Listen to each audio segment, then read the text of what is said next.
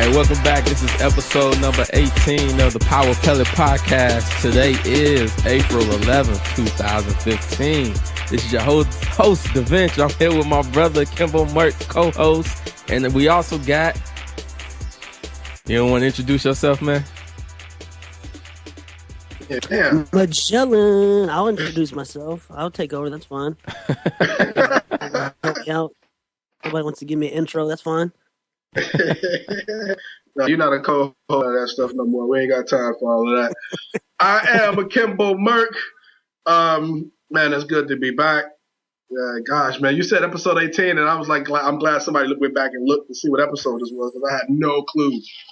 No clue. In fact, I would have been like, this is episode 1 of the Power Pellet Podcast, the reboot series. So, hey, man, where the hell y'all been, man? Real talk. I mean, where y'all been? We all know it's been a while. I actually, I don't know if we should talk about how long it's been. We don't want to remind them. We just wanted to be like, here you go, episode of the month. 1, 2, 3, 4 months. Here's your episode for the month. Just take it. Hopefully we can get more to you. Just life, as always. Ain't no excuse, man. We just got to get back on the saddle and start riding again. That's all it is. Hey, man, and it's actually been pretty good that we took a break. Not good for the fans, but good in terms of the games that's been released between, that mad rush you have at the end of the year, October, November, December, and then January comes and everything just kind of dies down.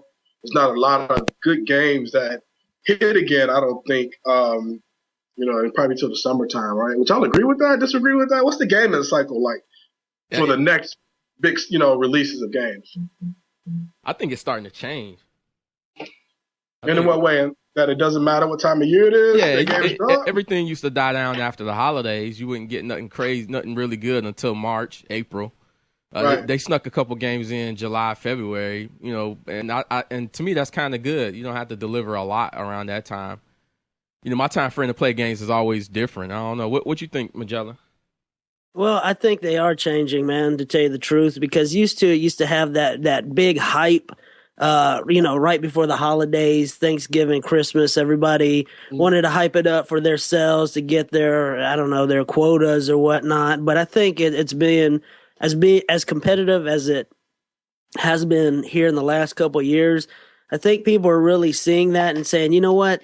Maybe as a Battlefield, I don't want to compete on a month-to-month basis with a Call of Duty release. How about we spread it out, put it back, push it back, and get that time frame? That way you can get that larger sell. People will have that craving of a new game versus everything within the month of December. People are all flocking and they just kind of go with what they know. And instead of feeding that drought, feeding that hunger of, man, I need a new game. I need to change it up. Oh, sweet. Battlefield comes out in March. Awesome. Perfect timing. But it used to be too, though. Games didn't want to come out when Madden was coming out or when GTA was coming out or Call of Duty, the three monsters, the three-headed monsters games. The blockbusters. Right. He was like, when they coming out? December? I see y'all in March, dog. Because, by that time, people that bought their games, they made their opinion on it, formed a solid opinion on it, and, they can move forward. So, hey, episode 18, this is what I want to talk about. I want to talk about the games that's came out so far since January up to today, and then kind of give you guys a preview of what's going to be happening between the last half of April all the way up to summer, so the end of June. That's what we're going to talk about today. So we'll touch on a couple of games, give you the release dates and some of the other games that we have played and checked out. We'll go into a little bit more detail about. But, Majelen, you're the guest, but you're not. So what's in your system? What are you playing now? Right now, I have been playing, as of right now we speak, literally speaking, I have GTA in there, GTA 5 on the PS4. The reason being is because I've been playing some Hardline, and we'll get into that, and then switch it up to GTA just to kind of get into some different elements of it, try some different things. There's actually a really good article that We were discussing a couple. When was it? Last week. Yeah, last week. Where a group of guys got together on an online server and got a off-roading vehicle scenario. And whoever designed it was about a 2-hour real-time course to get everybody involved with a off-road almost a gathering almost of sorts. No like shooting, no shooting, no killing. It was an off-road meetup. Let's test the waters. They had a set of rules. It went super smooth, and so I decided, hey man, why don't we do something kind of like that? Why don't we just, I don't know, let's figure out something. And me and Merc actually got together and came up with the idea. This is gonna be crazy, man. What we came up with the idea. What if we took cars out of it? What if we just walked around GTA Online? If anyone's ever played it, knows how absurd that sounds. So y'all walk? Did y'all walk from where y'all booted up at to the meetup spot? Well, what we did, are y'all still walking right now? We actually did a couple of days of it. The first day we started a little south in the marshlands, a little south of the army base. And then we started kind of going up creek, kind of more exploring the mountains area, the kind of places that normally people don't go to. Or you're zipping by because you're in a car. Yeah. You don't necessarily. Everybody knows it's the city. You know, it's the north part of the city that everybody collects and everybody gets together and you know, kills each other or whatever you want to do there. And we just explored, man. We went, way north and went way east coast. And then Merc had the idea, I think it was the following day, he was like, why don't we do a city walk? Why don't we actually put ourselves in danger and see how other people react? Mm-hmm. And it was actually a really good, honestly, it was surprising because you see a group of guys on the street, you're going to take a car and you're going to run them over. You're going to troll on them all, until they rage quit. And man, that whole time we were walking 3-4 hours, maybe. I'm not for sure. We had 3 total people mess with us. And once they messed with us, they figured, hey, let's not mess with them anymore. We retaliated. They was like, who was that walking? They're like, yo, these guys all in red jumpsuits. Right. Down the road. Something's not right. What's wrong with them? They're more psycho than us. But that's what's been in my system. That's why I've been back. It's a fantastic game. Heist got me back into it, and I'm sure we'll get into that. But yeah, that's what's in my system right now. What you playing, Merc? No, what you playing? What I'm playing? Bench. Yeah. I had to go get the cult classic. I had to go get the Borderlands when they released it for the PS4. Ooh. Yeah, and let me tell you, I've been playing. Because what is it called? Majelen, Borderlands, the pre-sequel. Oh, man. And Borderlands 2, but I've been playing it on my PlayStation TV. I guess that just completely went over everybody's heads then. Wait. Huh? I was responding to a text, but what you say? Excuse me, sir. We're doing the show. Thank you very much. The PlayStation TV. I've been playing on the PlayStation TV. I got it hooked up in the bedroom. Wait. You got the PlayStation TV? I went to GameStop. Okay. $60 when it got me a PlayStation TV. Okay, wait, that's not what I was thinking. I was thinking it was a TV with actually a PlayStation built in it. No, well, tell the people what a PlayStation TV is, Merc. It was a joke.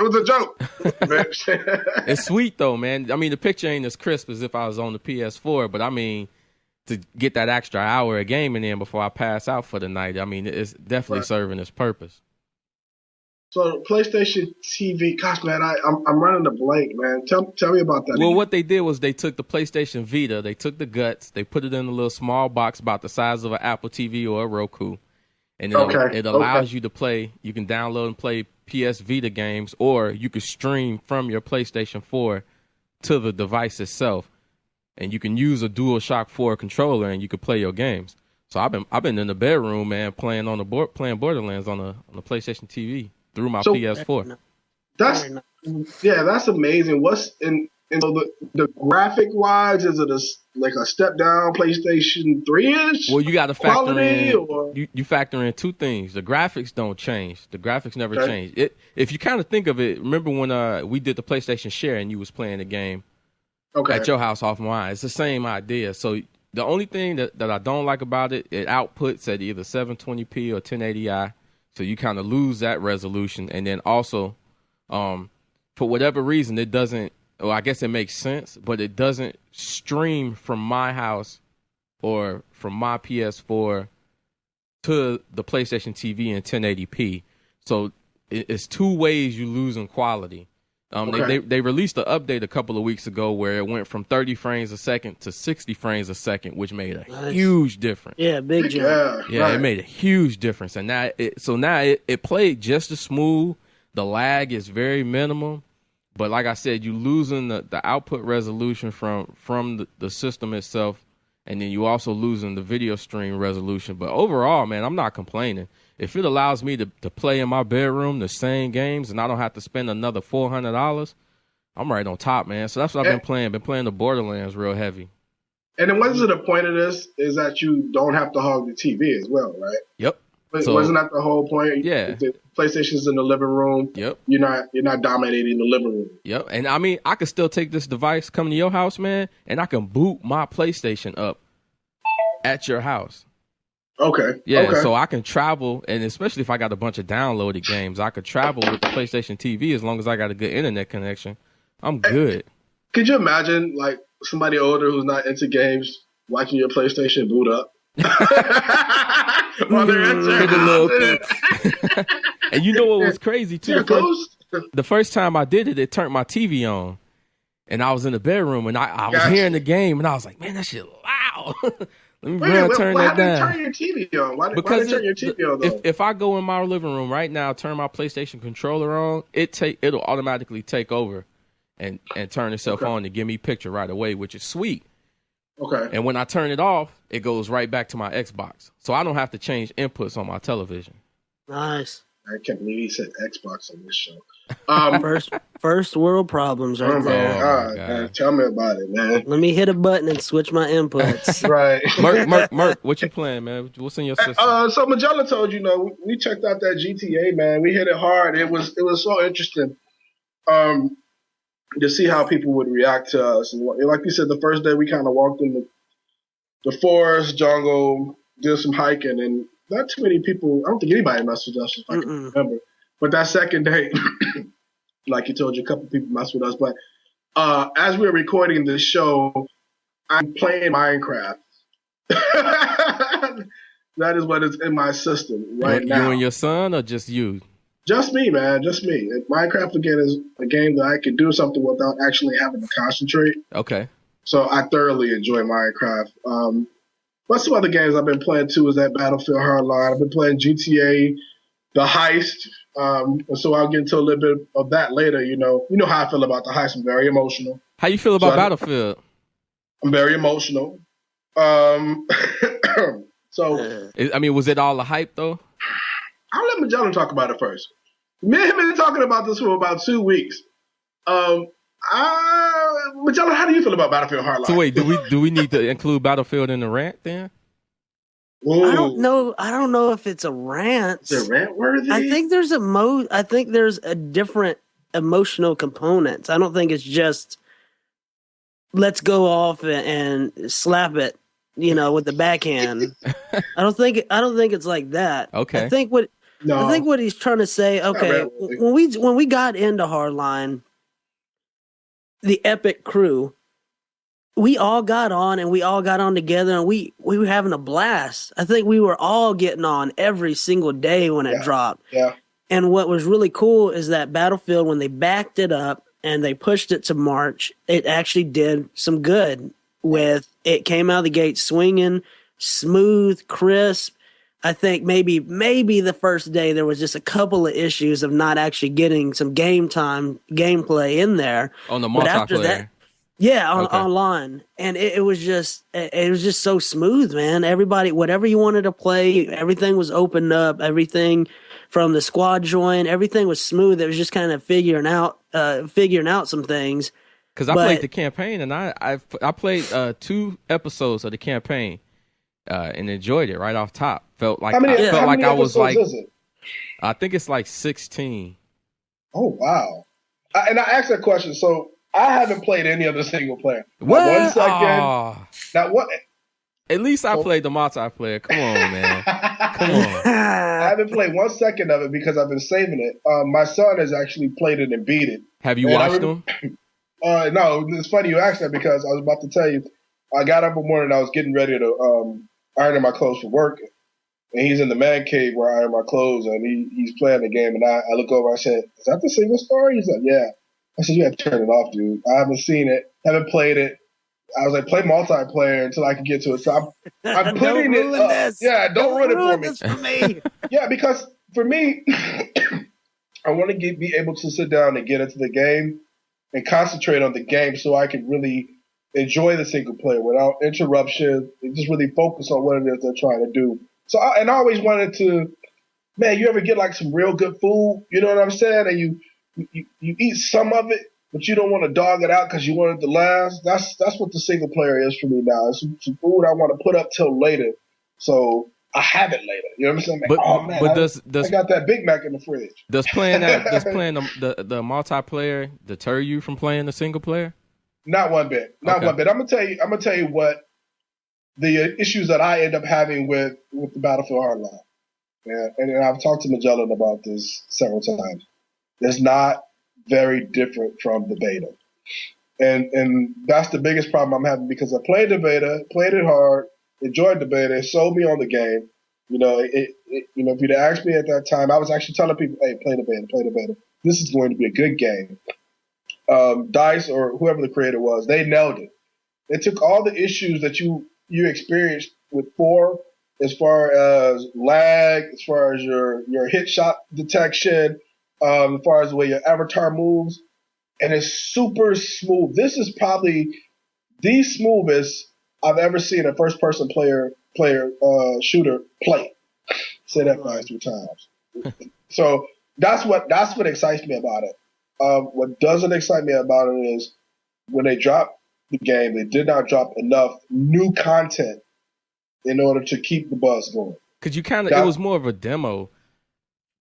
Yeah, it wasn't even. Yeah, you could almost not say it was a beta. It was more of a demo. It was a demo. They took the main quarter slice, pretty much 90% done, and just kind of gave it to you outside of tweaks and stuff. And that's kind of why when I played it for a little bit. Me and Trigger Rick played it a couple times, and I was like, all right, I'm gonna put it down just with the idea that I knew I was gonna be able to buy it when it came out. So I didn't want to dive into it and fall in love with it. Man. I didn't want to over experience it with the real stuff still yet to come. So anything else y'all been playing? Okay.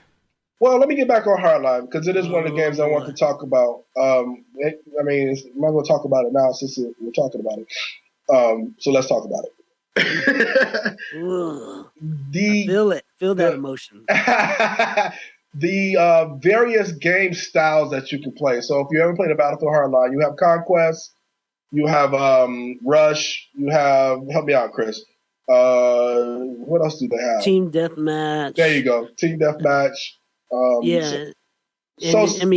That's really. I mean, they had their whole Battlefield. Rush and Conquest were the biggest things, but you had what everything else has: Team Deathmatch, Squad Deathmatch. Your version of kind of like Capture the Flag. They have that in this game. The problem is too many of their modes feel the same. Absolutely agree. It's the variations that they give you, Blood Money, Heist. They feel like a different version of Team Deathmatch because the maps are so. They have the arena style maps. There's not a lot of room, a lot of places to go to flank an opponent or use any strategy. So you're constantly running into a gun. Yeah, and it's borderline. Dun dun dun dun. Oh boy, Call of Duty. There it is. There it well, is. when I played it, to me everything was boring except for the car chases. And which is new, and it was exciting again in the beta when I first experienced it. It's just like anything that's new. It's going to have a bit of excitement to it. Yeah. But now it's almost silly to an extent. And You I think know, with but Battlefield, I just, dude, I'm a diehard Battlefield guy. I really am. And it was a really, after that excitement of just getting back, all the clan guys getting back together, playing yes, together, yes, that which preach, which brother. we talked about how that affects online gaming and how that makes it, no matter what the game, if you got a couple handful of dudes who you just have fun with, man, you can make anything super fun. And that's after that died down, then I started realizing that that the maps were a lot smaller than Battlefield maps usually are. They really poked them down to like a squad deathmatch, Oh my team God, deathmatch yes, size. yes. Was it like it was, so the maps felt more arena than open landscape? These are Exactly. arena maps. Yeah, Exactly. right. And, with that being said, if someone said, Majelen, tell me how much, compare Battlefield 4, Battlefield 3 to Battlefield Hardline, I could tell you I couldn't compare them. They're apples and oranges because the real question is, Majelen, compare Battlefield Hardline to Call of Duty. Because Ooh. that's where this Battlefield Hardline is going, and what I've seen from it. It's really dumbing down the maps. It's giving you a bunch of team deathmatch scenarios Yes, with just yeah. objectives to keep your mind on a fast paced game. And it's so you could even take out all those objectives on all those maps, and it would be the same pace. It'll still be fast paced because the map's super small. And you're always going to run into people when you're playing, 16 on 16. You're going to run into people left and right. And they just put these. I feel like they put these objectives and everything to say, "Oh, we got these different modes." But right. before you're even doing these objectives, whether you're playing single or team play, which Battlefield has always stepped out and away from Call of Duty with, you don't get that. You don't have to play a team game in this. You almost can't play a team that I can't flank. I can't send a squad this way. It's either left, right, or middle. To me, the pace is a lot more quicker than the last Battlefield. You find that to be true? Yeah, absolutely. Yeah, And bigger maps means slower pace. It means, okay, I'm not dead every 10 seconds. I actually have a chance to get across the map, get somewhere, find a vehicle, and use it. This game, vehicles, they have cars. We talked about that, and the way they have them set up is silly. They got some cool cars, but the way that, because the maps are so small, they're silly to use. Yeah, you can't really utilize the vehicles like you could in other Battlefield games. This isn't big enough. If I'm getting in a car, if I'm spawning in a car from the spawn point to my objective, and I'm in there, I'm spawning, and I jump out in 5 seconds. I mean, all that do is it just gets you to the point quicker. There's no real strategy to it besides getting to the objective or whatever you're doing quicker. And that's why I said it's just. I kind of feel like they're trying to up the pace. They're trying to pull some Call of Duty guys in to say, hey, we're more what you guys like. We're more arena based. We're more, you don't have to team up. You can, a bunch of individuals can go in and they got a mode blood money. A bunch of individuals could go in, get money and walk back out. It's not really a team play. And most of the blood money it has, you have to fill it. You have to get money and fill up your vault to I think 150 whatever it is, whatever the currency is, right. Or the time runs out. There's either or, and I've noticed in blood money that majority of the time, 75% of the time's running out versus anyone actually filling their vault up. Right. And that's with a lot of modes. They time them out, and most of the modes end up that time runs out just because it's more team deathmatch. It's more, unless you're actually having a counter of, hey, you have this many lives. That it's just, I just feel all modes are just a team deathmatch with objectives just to keep you moving and towards the enemy, keep you guys moving towards each other. To me, it just sounds like when they reintroduced from what y'all used to play with the last Battlefield. To me, it just sounds like all they did was, you get the cops and robbers aspect of it, which is pretty cool, But then with all of the different variant game types, they don't have many penalties to the style that you can choose to play within those game types. So it's almost like you can do what you want, and then, oh yeah, by the way, don't forget you're supposed to do this also to win. That's what it sounded like. Yeah, you do play cops and robbers, but that's lost in this game. Mm-hmm. You know, I'm gonna be honest with you. It doesn't matter if you're a cop or a robber. You know, it's A team versus B team. You guys are the same. One thing, yeah, you got different skins on, but you're doing the same things, and that also, in a way, takes away from the feel of this game. I think what they should have did was, if you're a cop, you have these capabilities, you have these weapons, and if you're a robber, you have these capabilities and you have these weapons, and just make them extremely different. If I'm a cop, I got an automatic shotgun. If I'm a robber, I may have a shotgun that's less advanced, but it's more kick per shot. But they tried that. The weapons are unique. You know, if you're a cop, you do get some uniqueness to your guns until you use them enough that you could use them on, you know, either side. But it didn't feel like that to me. Maybe I didn't play it enough. I don't. If regardless of the sides you played on, it felt the same to me. And it is. But weapon wise, balance. You know, a couple guns they got a nerf. But as far as, you know, I like how they did the weapons. I don't feel like somebody has the robber. One side has more powerful weapons than the other. I like the balance of that. But again, what's missing is, like, you play a game like Blood Money or a Heist or whatever, you're doing the same thing. You have cops at the money pile next to robbers at the money pile. Yeah. Cops aren't doing that. Cops aren't going to a money pile, which I think is silly to begin with, and stuffing a bag full of money to take back to their base. That's not what cops do. Now, they prevent robbers from getting away, you know, but that's lost in this game. And so the team play that Battlefield separated itself from Call of Duty is gone. Yeah. And there is one thing that I realize that everyone who I play with really likes, and that's a mode called Rescue. Yes. And that's where you have the cops, 2 hostages, and the bad guys around these hostages. And what I realized is it's not just it's a mode where you go in, if you get shot and die, you don't respawn until the match is over. So it gives that element of you can't just run and gun anymore. You have to actually team play to get these to either eliminate the bad guys or get a hostage and take them to the extraction point. And we've all started, what I felt is we've all started to really get into rescue mode and like rescue mode because we like that team play versus all the other modes.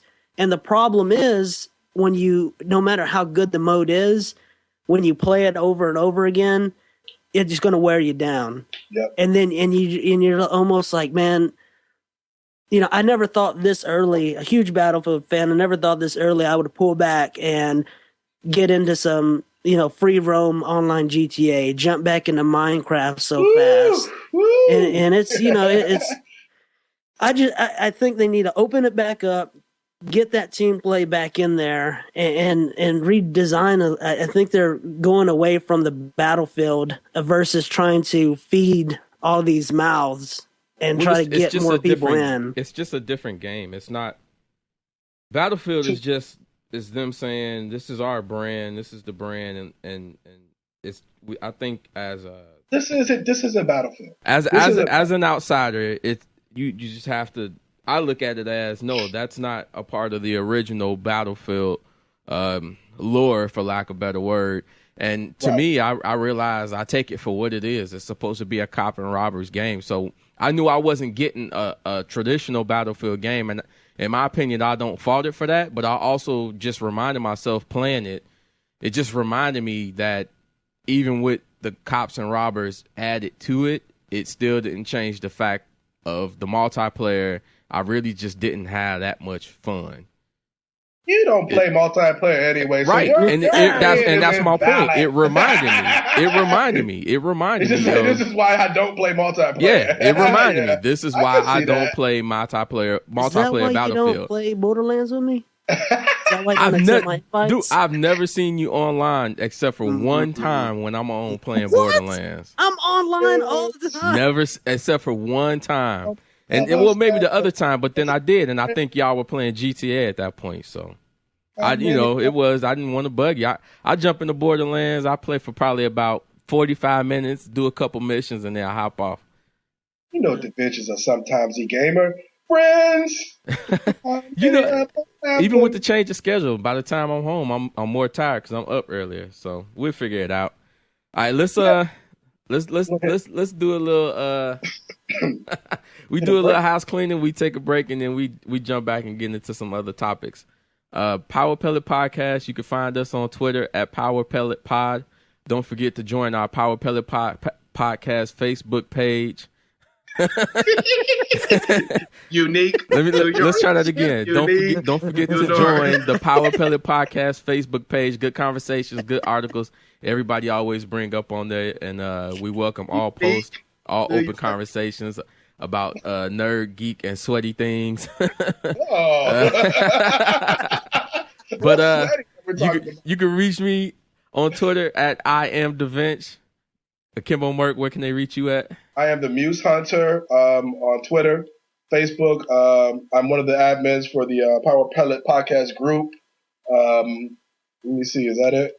Yeah, that's the best place to reach me on Facebook. I'm posting articles daily. I'm trying to get back into the mood of that. I've been trying to share some content, just some different content. Like I said, there hasn't been a lot as far as video gaming news, so I've been trying to give you guys some stuff to laugh at and just kind of talk about a lot of stuff that's happening in the movie industry or television as well. Just a lot of other nerdy, sweaty things.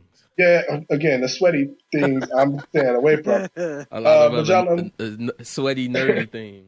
Sweaty, nerdy things. What can they find you?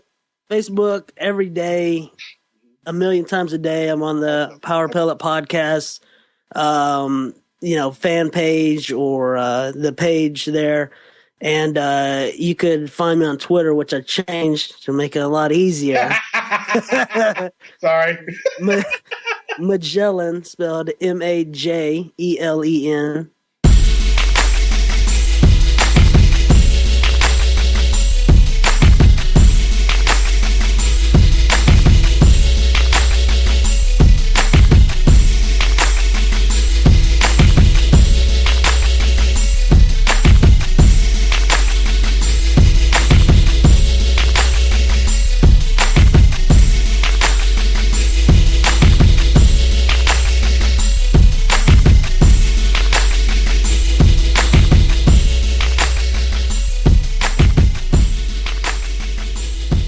Welcome back, Power Pellet Podcast. Merc, what you got next, man? I know you got a lot of things on the list, a lot of topics and discussion you wanted to touch. Yeah, get to everybody with today. Yeah, I just want to breeze through some of the bigger name games that's been released so far this year, and just kind of get you guys input on some of these games. So January 14th, Super Mario Galaxy 2 came out. It's a Wii U game. It looks awesome, man. I don't have a Wii U. I always say when I see an awesome Wii U game, that's the game that's going to make me go buy one. Did they have a release date on that? And then I got a reason why I'm asking. I thought I just said January 14th. What'd you hear, Magellan? January 14th. I heard January 14th. Okay. What was it? Super Mario? You said Galaxy 4? Is that what you? Super Mario Galaxy 2. This isn't a phone. What? Can you check your connection? It's real staticky. I'm just messing. Go ahead, man. I think your receiver is real staticky. I looked at this game a little bit. I looked at some of the gameplay for it, man, and it's Mario. It's Galaxy Mario is what it is. And if you're a Wii fan, you got a Wii, you're a Mario fan, you better be a Mario fan. Go out and get this game. It looks fun. Resident Evil HD Remastered came out on the 20th. Did anybody play this?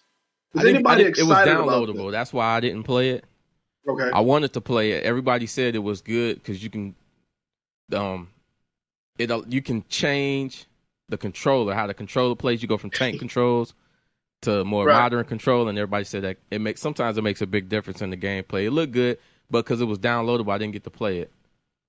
Yeah, Resident Evil. I'm gonna see if we can rent that. they dropped that. They dropped one game one year that where the controls were so screwed up. I've never been back. But this is a cult classic, right? This is a PlayStation. This is the first one. One classic, right? It's a rehash of the update that they did on the GameCube.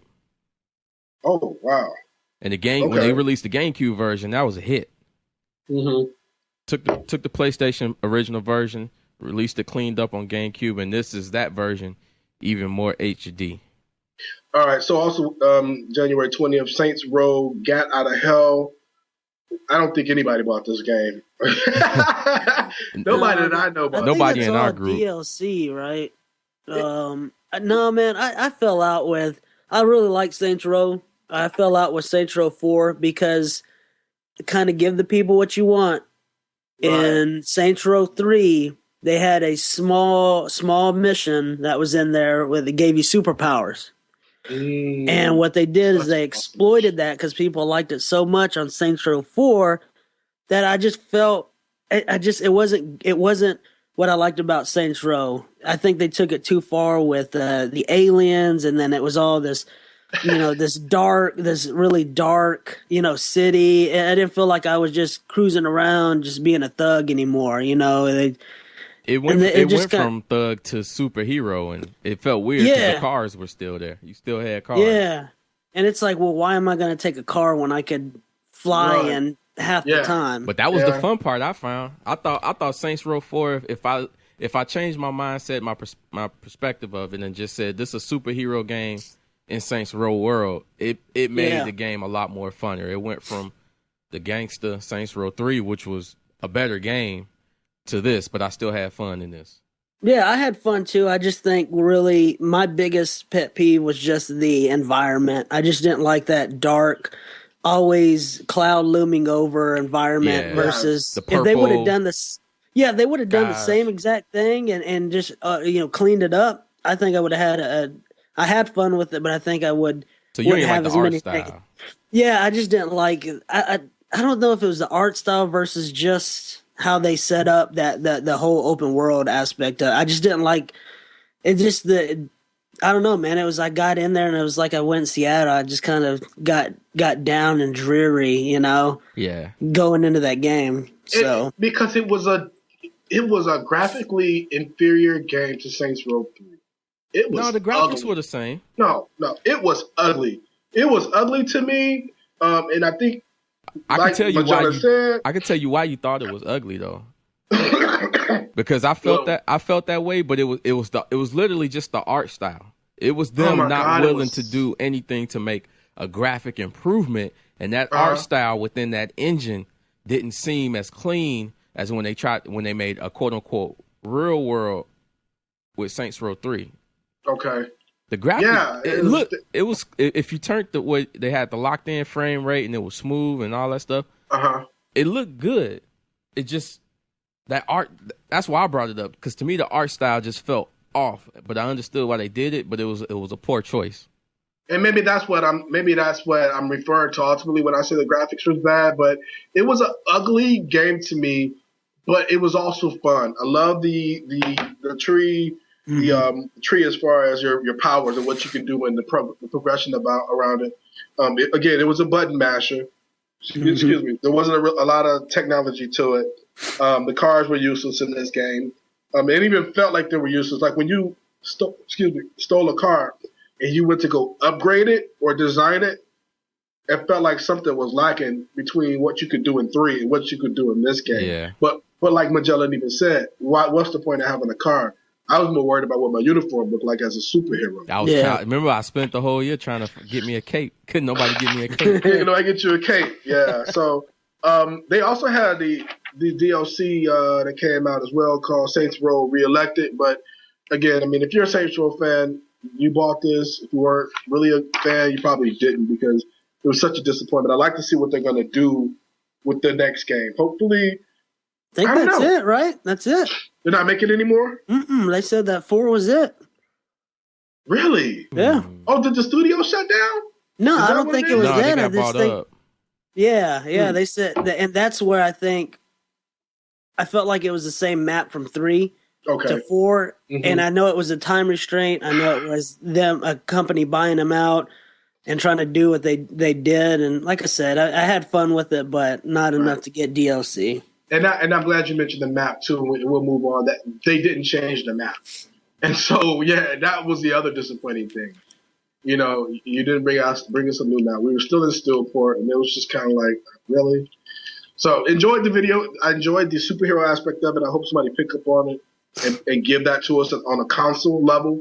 I think that'd be fun to do. But it wasn't that great of a game. And actually, I'm kind of excited about a game series ending.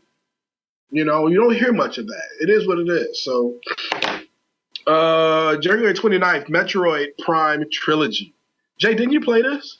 I played it on the original. I played it on the GameCube. And then the version you're talking about is the Nintendo Wii release for the Nintendo Wii U. Right. And I thought about getting it because Nintendo had it for $10. You was getting 3 games for $10. And these games were rated 10s, man. And I didn't get it because the only way you could play was with the Wiimote, and I just wasn't interested at that point. Okay, you didn't want to bother with the Wiimote. Majelen, I know you got a Wii U. Did you play this? No, I didn't. Okay. But just to kind of piggyback on one thing I realized with Nintendo, their Nintendo store, having a Wii U, dude, man, they're bringing some crazy stuff. They're bringing Street Fighter. They're bringing Sega Genesis. They're bringing these old school games back so you can play them on the Wii U, from all the Nintendo brands to everything that was on the Sega Genesis to like Earthworm Jim to like Booger Man, like all those old school type games, and I got to give them credit for that. Just with their store is something that I think a lot of people have been kind of wanting, who don't have a PC, who can't get that stuff on a PC or on the console. I think Nintendo's doing a really good job with that.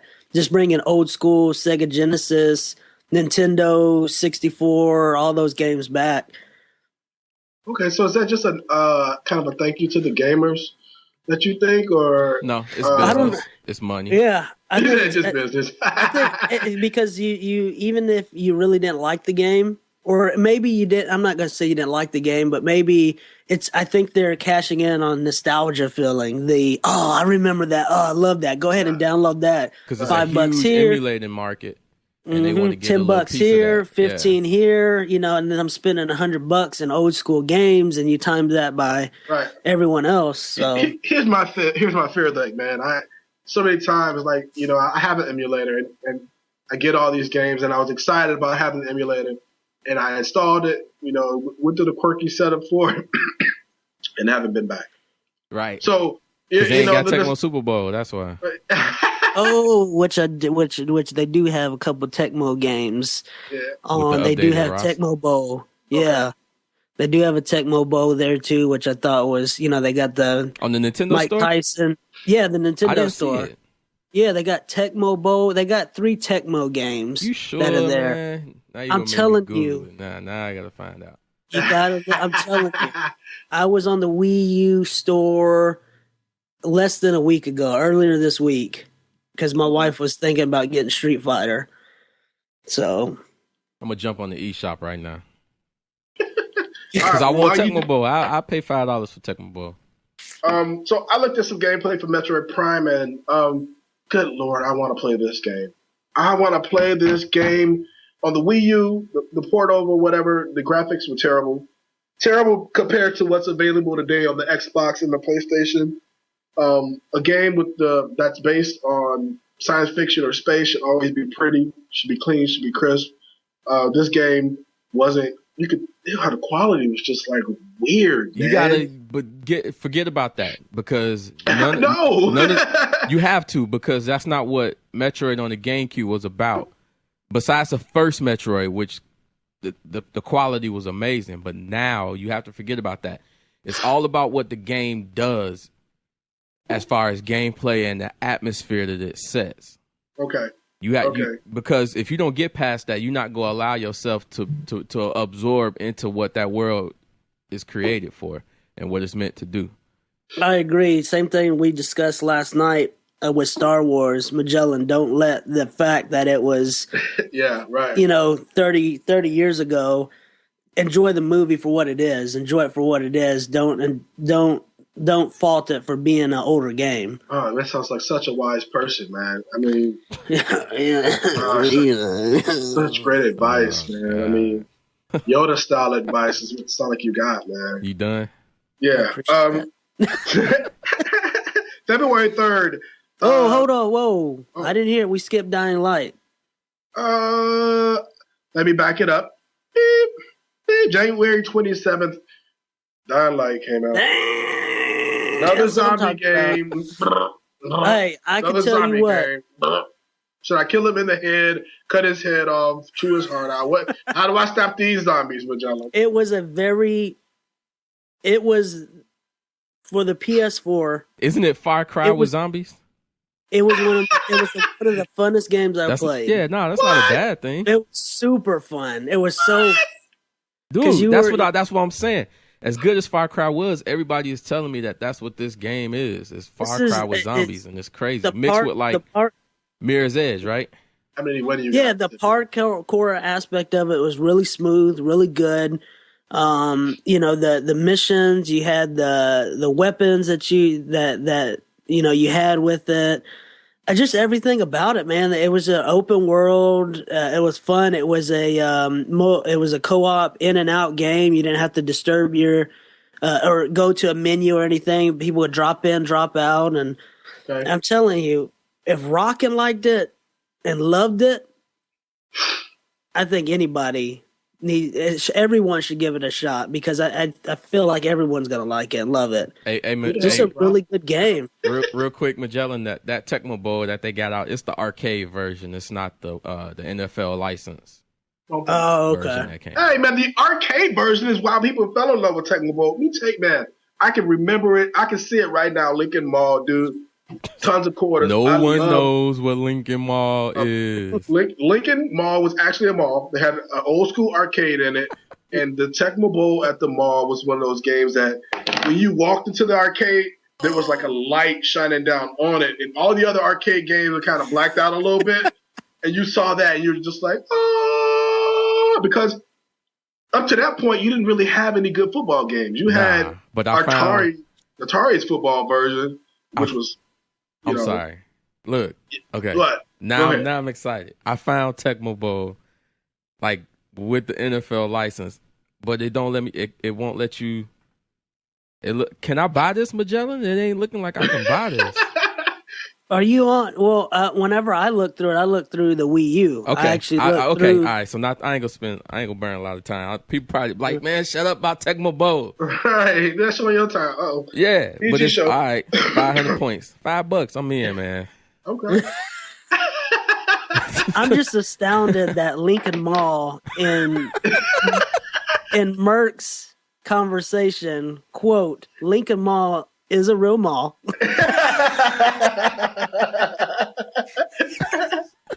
Yeah, I mean, it ain't no real mall no more. They done shut it down. But I'm just saying, though. Ain't no more gyro shop. Oh, my God. You're going back, bro. Stop it. Remember the McDonald's? Stop it. Yeah, the McDonald's. Christmas shopping in that mall? Yeah. Man, when we grew up, dude, the mall experience was it. Now we was 80s babies. Well, I was, but now you got to go to Walmart to get that experience. Oh God! All right, all right, man. February 3rd. We good with January. February 3rd. Game of Thrones episode 2 came out. Are any of you guys messing with these games? No, but every time I look at the ratings and I think about getting it, it's like 9s and 10s. And actually, they released episode 1 for free on the iPad. Okay, so I might have to check it out. Good games. I'm trying to think who makes them. Telltale. When they did the Walking Dead, they did those games. Fantastic, dude. I loved it. They said the same thing about the Borderlands games. That those were very good. Yeah, and I wanted to do, and I just haven't pulled the trigger on Game of Thrones yet. But I know I'm going to do it because I really like that aspect. Kind of takes you. It's one of those games. It slows you down. You don't have to think super hard. You feel like you're pulled in. You got to make choices. It's one of those games that kind of like Minecraft. You just get to step back and you don't have to worry about always button mashing and looking left, right. Am I going to get stabbed? And, it's more of a drawing the gamer into the story versus all the different elements. They do have that either kill a Kimbo Merc or Majelen, choose right now aspect. And I'll be like, wait a minute. Really? Whoa, who I like more? And so I cheat. Yeah. So I hit the guide button and then I think about what I want to do and then come back. See, and if you don't cheat and do that method, what's cool about these games is that you kind of get in that relaxed zone and a decision will happen like that. Mm-hmm. And if you don't hit that button, you only get 3-5 seconds, like a split second type fast decision. Yeah, does the game decide for you? No, not if you have to choose between two people, but there's other big decisions where it'll change. It'll just be a huge decision, like do you trust this person or not, depending on what you say.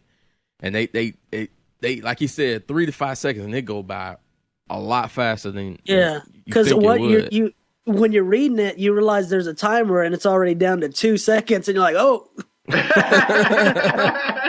I guess he's just gonna hate me today, love me tomorrow. We see who right. But what else?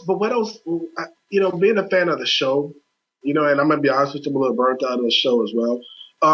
What's the gaming like for this? What is it? How do you game? Who's my hero? Walking Dead. And I could say this of The Walking Dead. The Walking Dead, what they did is they did their almost own version of it. They kind of had their own. They didn't tie it in really too much to the actual series. Besides, so the characters are in there, but you have a I don't think no. The only character that was in season 1 was Glenn, and he was in it for like a quick second. Yeah, it's the same world, but it's different different people. It's like, say they said, all right, we're shutting down this Walking Dead and we're going to make another Walking Dead, but it's going to be completely different stories, completely different characters. Right. But Game of Thrones, do they do the same thing? You're telling me that the Starks and the Lannisters, they aren't in this game, or they are in this game where it's like a background? I can't remember which season this takes place in between. Okay. It's in between seasons on the TV show. You know who did that? You know who did that right? Whoever made the Godfather games actually did that right. And maybe because how the Godfather story was written, but they allowed you to be part of the family, you know what I mean, and go through the movie. It's such a cool way. Man, they need to bring that back for the PlayStation 4. I love it. They got Super Return of the Jedi from the SNES on the Virtual Console. My mind is blown. We are doing a show. And I'm keeping the people updated on the Virtual Console list. God. It's like the little news alert whenever you're watching your favorite show, breaking news, Channel 5 News, we're recording live. What's the next game? The second game that came out in February was Evolve. This game was hot and cold for a lot of people. We had a buddy, Wavo, who swore by this game, who begged his clan to join him on this game, and if he was calling us on the phone to come rescue him, we let him die. He was gone. No more Wavo. Is he still playing it? I haven't seen him playing Evolve. Have you, Chris? No, he hasn't been playing Evolve. He's been killing everybody that he plays with to play Evolve. Right. And I think that if we did get into it, that he would play it. I think the problem is that his core group of players, which is, us and the people that we play with, sure, doesn't have it. So we never see him really playing it. He jumps on what we're jumped on. And I think that's why he doesn't play it. He says he can't really find competent people. And so explain the game, to the listeners and tell them why that is so relevant. It's basically you're a game of four. I believe it's four team people, a team of 4 people, and whatever class you want. I don't, like I said, I haven't played it or really gotten into it, but you choose your class of what you want to do, and you go after a monster of sorts, and this monster is actually controlled by another player. So you really need this teamwork to defeat this monster. I guess in without losing people. It's like us three and Trigger Rick getting together to take down Godzilla. You can't, you gotta, if we all have our tools and we all combine teamwork and smarts, we can get them. But if you're just going one-on-one, it's not going to work out too well. Yeah, everybody's responsible for a certain. That aspect of the game is what, when they talked about Evolve the first time, it excited me.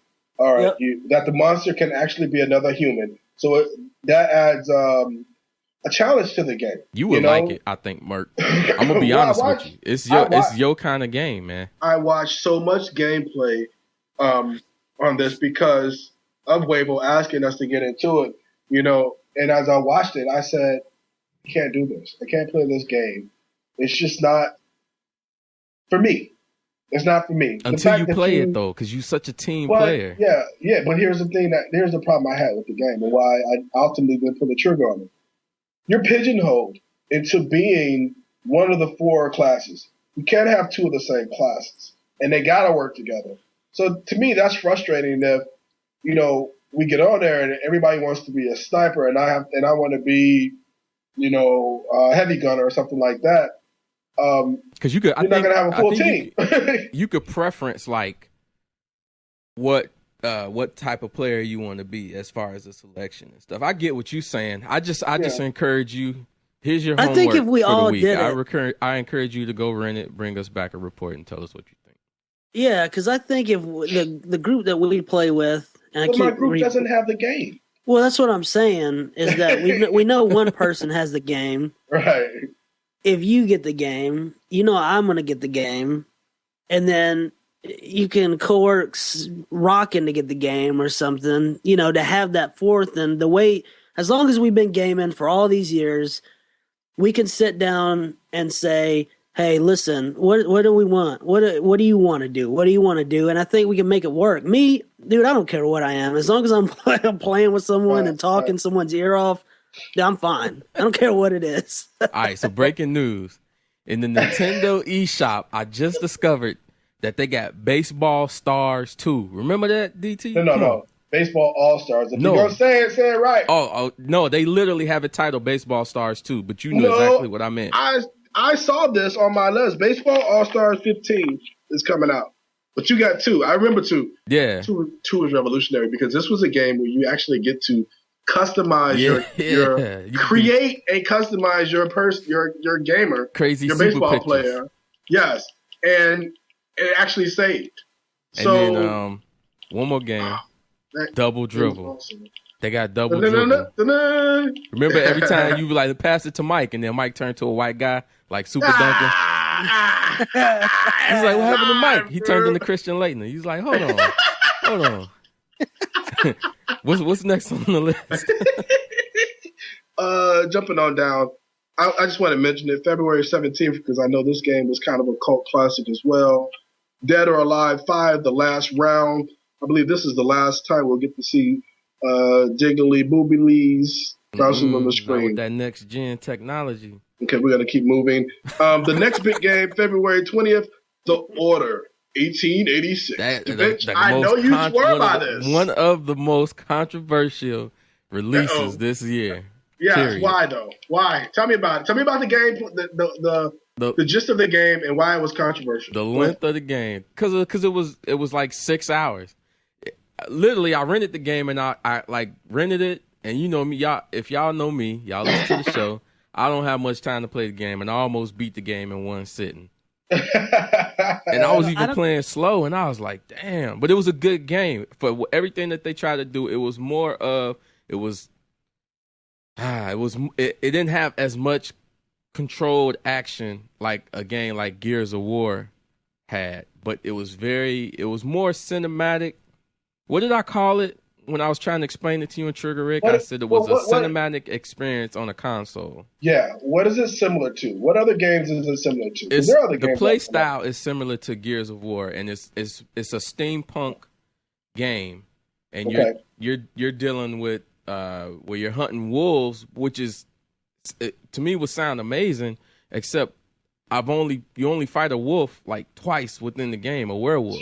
So you're really not hunting wolves. Nah, you're not hunting wolves. But part of that is they telling the story of, why everything is going on. And if you're willing to sit back and listen to what all the dialogue is saying, because it's a ton of dialogue, the story is actually really good. It's just not a lot of controlled action. It's a lot of quick time events and a lot of cutscenes that you can't skip. But the reason why is if you skip the cutscenes, the gameplay will probably only be about 2 hours long.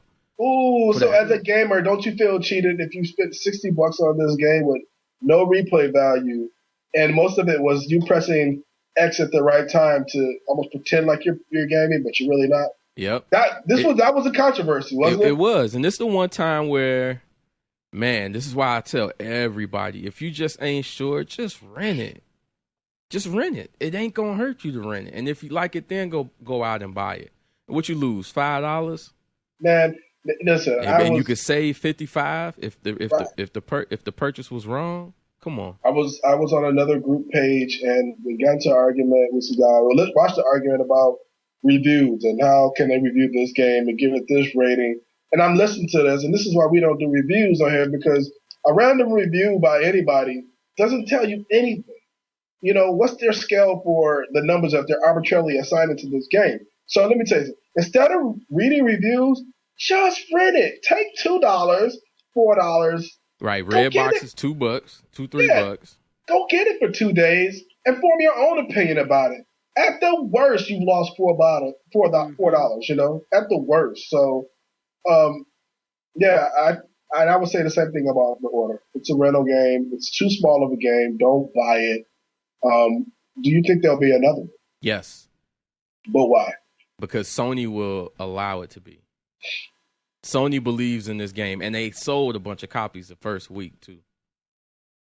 But how much of that was people feeling like they got duped? It don't matter if you're talking about a sequel, because, like you It said, does. It does. It tremendously matters. No, you talking about. If you tell me you're going to do a sequel was to Destiny, your I'm question sold was, because I feel like they're going to fix it. No, it's not a matter of if people are going to buy my sequel when I release it. The question was, will there be a sequel? And I said yes. And the reason why is because people bought the game. And what did they learn that everybody said negative about the game? It was too short with too many quick times. But what do? Okay, let's add more action and let's reduce the quick times. And look, what you going to do? I'm going to do a bunch of demos and I'm going to have my marketing team all day long tell you how long the game is. How do you advertise that? The Order 2 was actually 4 hours of gameplay. Yep. Well, you show it at a bunch of shows, and that's gonna be the number one question. We're gonna get around. Double the play time. Half the quick action. Word is gonna get around. People have the quick action. Word gonna get around, and that the game is a lot longer. They fixed a lot of the problems. They're gonna release another one, and if they do, chances are, I'm gonna be real with you. If they release it and word is way longer, and it's way more action. And this is being recorded. You get more choices with you get more choices with the guns. I'm gonna rent it again. You thought I said I was gonna buy it. How you was gonna end that statement, dude? I wanted to hear. You thought I said I was gonna buy it or buy it, dog.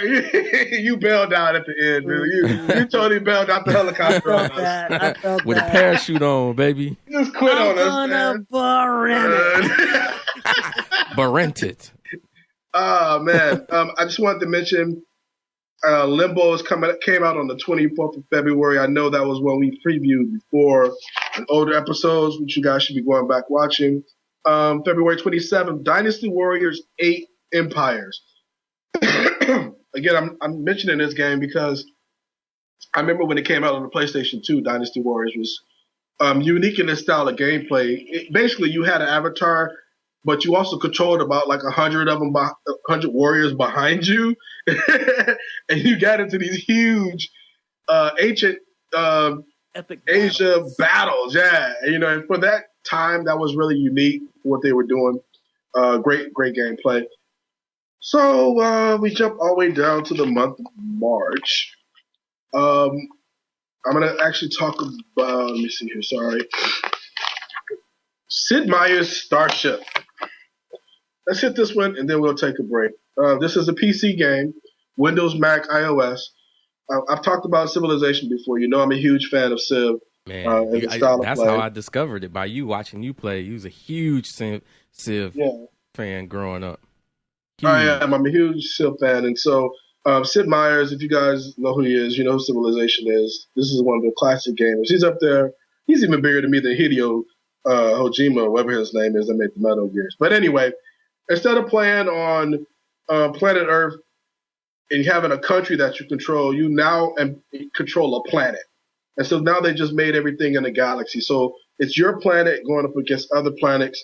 And the big battle is the starships that you can build and customize as you interact with the leaders of these other planets. And so is it a game that I would go out and buy? Yes, only if it was discounted. If it wasn't discounted, I wouldn't get it. Yeah, it don't take long for them games to get discounted. No, it doesn't. It wasn't something that I would buy day one. I just don't like all the customization that you had to do. It almost got too detailed, too bogged down in some of the stuff that you can change and manipulate. And again, you're building starships, and everybody can build a starship differently. And I just wasn't too excited about doing that. So check it out if you like it. It's out there. You know, they're going to drop a bunch of DLC. The thing about computer games, again, is you can mod them to death. I love that about it.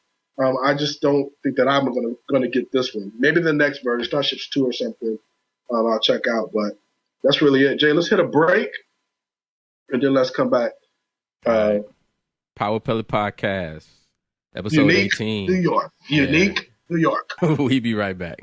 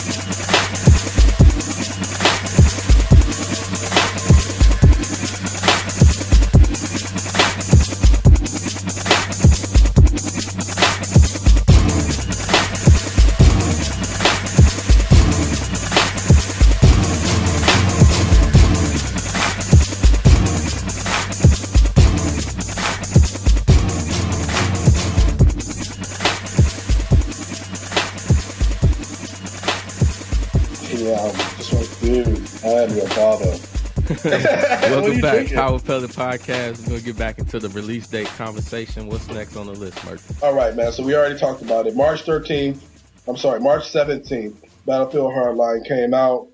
I'm just going to keep going. Mario... Let's go ahead and just push through it. Yeah, Mario... We've already done it. Mario Party 10 came out for the Wii U. Again, I don't need to talk about this game. If you're Please a Wii U don't owner, talk about that game. You got Mario Party. You got the 10th version just came out in March, so go get it. The 24th, two big titles came out. Huge. First one was Borderlands, the Handsome Collection. Pause. Majelen. So good. And Go ahead, man. You know Borderlands. I love Borderlands. I love what they did. And I didn't like it at first, at the very first Borderlands, because of the art scheme. I couldn't get into it right away. It's a lot different. It's more comic type almost, I guess. Yeah. So it gives you an open world experience, but it doesn't let you get too crazy with the open world. A great RPG element to it, a co-op, whether it's split screen or online element to it. And the reason why I like the Handsome Collection is because Borderlands said, we're not going to punish the people who left the PS3 or the Xbox 360 for the new consoles. We're gonna give them the Handsome Collection, which, remember, Borderlands, the pre-sequel, was only released originally for the older consoles, or that the not Xbox One, not PS4. So when they did the Handsome Collection, they said, all right, for $60 for a whole game price, we're gonna give you Borderlands 2. We're gonna give you Borderlands the pre-sequel, because we know you guys didn't get to play that, for all you people who got into the new consoles. And we're gonna give you all the DLC for both of those games for $60. All the maps, all the add-ons too. And and then they was like, yeah, you could play with your old characters, and that was only if you uploaded it from the recent consoles. And I was like, damn, I ain't uploaded. And then I thought about it, I was like, I ain't mad at all, man. I ain't got no problem starting fresh. That's how I'm with you. I love it. It's such a good game, man. It's a first-person shooter RPG. I mean, it's just so good. It's so good. Us three could have the same character and build them 3 different ways. Yep. Like, it's just such a good game. The humor and the writing in the game is really good. It's just, for me, Borderlands has always been an all-around great game. It's never gotten worse. I feel like it's always gotten better. It's got, for me, a replay value. I really like the fact that you could start the game over and you could have new challenges. Your opponents will be that level hard. You can get it's more, a game plus, ain't it? Yeah, exactly. And I've been trying to I'm sure he's caught on already, but I've been trying to push Borderlands in Merc's direction without being that guy where you just burn him out, and he's like, dude, stop asking me. I'm not going to get it. I swear this dude is sending letters to my son, because my son is harassing me too about it. And I had to ask, hey, did Majelen call you? Because my son he's a huge Borderlands fan, man, and he has beat me over the head with Dad, my birthday's coming up. Dad, Christmas is coming, just right? Get it. So just get it. Because I knew I'm like, if they's like, all right, stuck on the island, what game is Borderlands the collection? Wow. Now I gotta be stuck on the island to buy this game? I don't know. It ain't gonna be Battlefield. You ain't gonna see on my system stuck on wow. But yes, Borderlands, the Handsome Collection, they did everything right, man. They said, gamers, we love you. Here you go. And not only that, here's all of these, on top of that, here's thanks for playing, bonuses, here's thanks for this, thanks for that. Tell you, I turned my system on one day, and they was like, here's 75 golden keys. Ugh. I was like, oh my gosh. And they gave me 100 tokens. And the golden keys explain that to people who haven't gotten into Borderlands, or who people who are trying to really ignore the fact we're talking about Borderlands. So look, by the time you get to the main town in the game, you're usually about a level 5. With the golden key, I can go to this chest, open the chest up, and it'll give me a level 6 gun, but the gun will have the strength of like a level 10, a level 11. So it's just essentially making my normal gun that much more powerful. So I feel that much more stronger throughout the game with that weapon. Right. And every time you open the chest, you get two different guns too. Yeah. And the creators basically said, hey man, thanks for everything that you guys for being fans, and they're just giving this stuff away. I mean, this is given for, and I hate to be this guy because we complain so much about buying games, Right. and then you got to buy DLC, and then you got to buy this, and you got to buy premium for Battlefield. And here, I feel like they're giving you 2 whole games, all their DLC, and on top of that, giving you a ton of bonus items, bonus weapons, bonus coins, which you actually can make your character more powerful and at different aspects, whether it's gun damage or, shield recharge rate, things like that, that just help you have a better character. And they're just giving you this stuff, for $60. I feel like that this Borderlands: The Handsome Collection for $60 has been hands down for the last PS3, PS4. I feel like it's been the best deal that has ever came out for a game collection of sorts. $60 for all this is fantastic.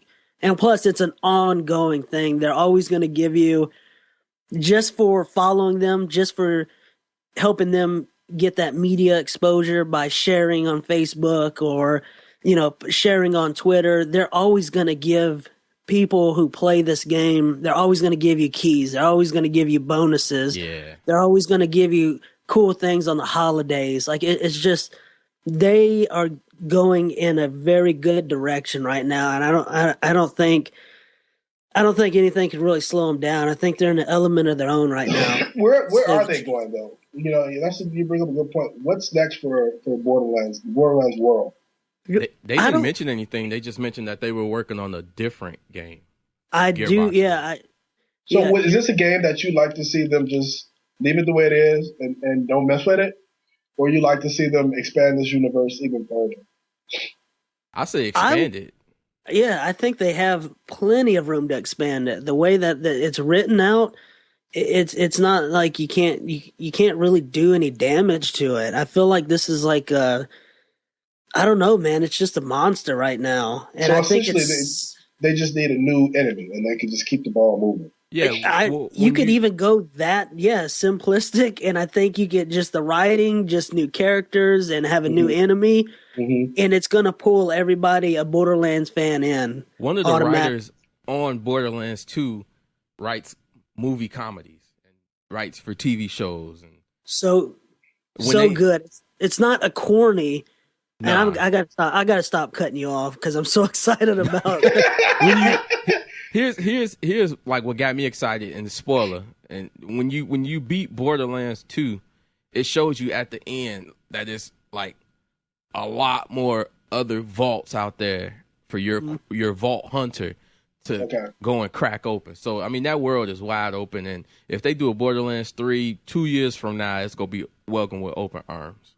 Yeah. And they started very good because, like you're talking about civilization, you're not the starships. You're not just on a land or a country. Now you're in this planet system. Right. Borderlands started out really well by already starting in a planet system where you can already, essentially through story, travel to these planets and the moons of planets. And so I think the game has got a lot of steam, and I could see 3-4 more games throughout the course of 10, 15 years and it never get old. Yeah, it's a great series, man. It's a great series. If you don't have it, you should get it. If your son's telling you to get it, you should get it. And if you're ignoring both of those, then you're no friend of mine. And look, watch this, Majelen. Ain't you the dude that reached like a level 90 or something crazy like that on the PS3? And so the other game that came out March 24th Zingo! was Bloodborne. The next ancestor to Dark Souls. Yeah, I don't even know what this game is about. Spiritual sequel to Dark Souls. It's made by the same Dark Souls people. They just changed the title. Okay. Same type of gameplay, hardcore. Okay. Did you play this? I didn't. After I found out it was still just like another Dark Souls game, but it looked beautiful. It just it's not my type of game as far as gameplay wise. Right. Forza Horizon 2 presents Fast and the Furious. This was an Xbox 360 game. Only came out on the 27th of March. I'm only mentioning it because, of course, the Fast and the Furious 7 is out. Man, I watched some gameplay on this, and they nailed it. This, Yeah. as far as racing games, there's a ton that's out there. You got Grand Theft Auto as well that could actually be slotted in as with racing games as well. This game is gorgeous, and to have the Fast and the Furious characters and their cars in this game is actually, in fact, even Ludacris voices his character in this game. So if you got an Xbox 360, and you love racing, get this game. Get this version in particular because you're racing for pink slips to get these 10 cars, and it's just a beautiful game. I was watching it. It felt like the old school arcade games, the ones that you go and you sit down in the actual car, simulated car with the steering wheel and the gas pedals. That's what this felt like, man. And so I'm really wishing they would have dropped this on the PS4 because it's Xbox exclusive, man. Yeah. Xbox made it. Yeah. Never show up. Yeah, the Fast Why are you smirking? Why are you smirking? All right, man. You're excited about that. The Fast and the Furious version of it is what I'm excited about, man. So another game I did a lot of watching was because I was considering buying this one. And I do this every year. MLB The Show. MLB 15 The Show came out March 31st. I got a buddy that swears by baseball games, and I actually talked to him on Thursday about it. He has it. Here's some things I saw about it that excited me and didn't excite me. I watched some player versus player online, and this game is fast. If you ever went to a baseball game, you know how slow it is. You got to sit there and wait as the dude adjusts his crotch, scratches his butt, gets the signal from his coach, looks at the billboard. It's so many things that slows this game down. But when you're playing somebody online, it's boom, boom, boom, boom, boom. Last year's version had that option, the fast play option. Did it? Oh, this fast play option is great. It almost felt too fast. Because it took away some of the things that made it took away some things that made baseball for me, in my opinion. But my friend assured me that it's not like that when you're playing at home and you're just using your own character or whatever. Check it out, man. Check it out, man. I can tell you this. Playing MLB The Show, I'm the same as you. And I was hoping that it would give me a baseball aspect. And I don't want to compare it to, but I was hoping like the 2K games. I was hoping that it would let me get into baseball with that type of element, type of. Yeah.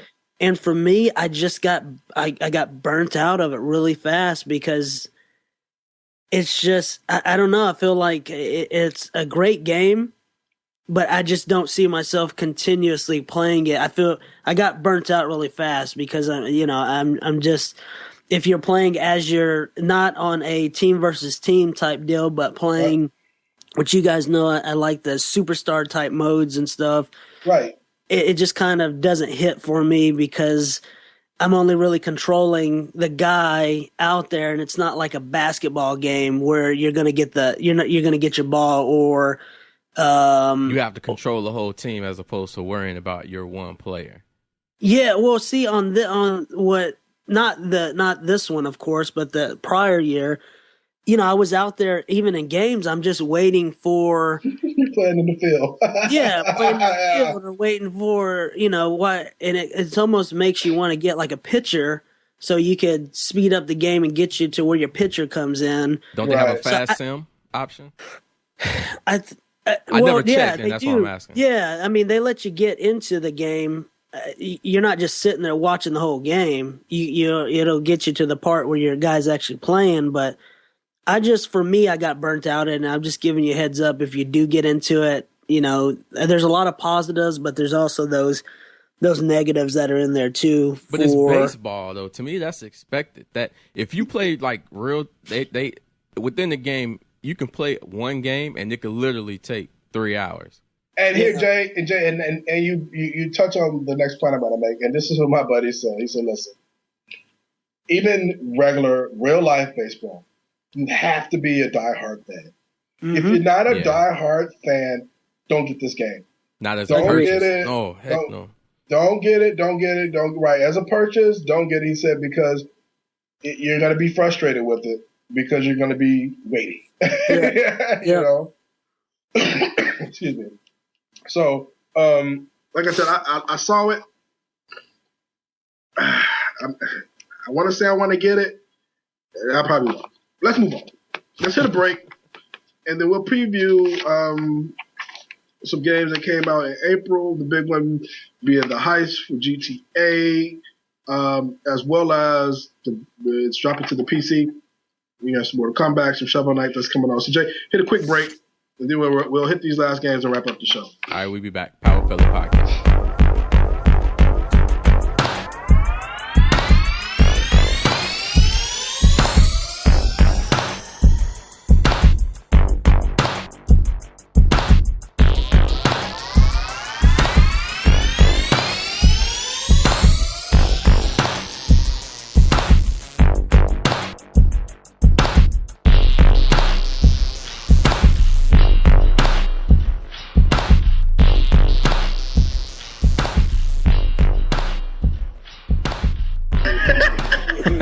Welcome back, Power Pellet Podcast.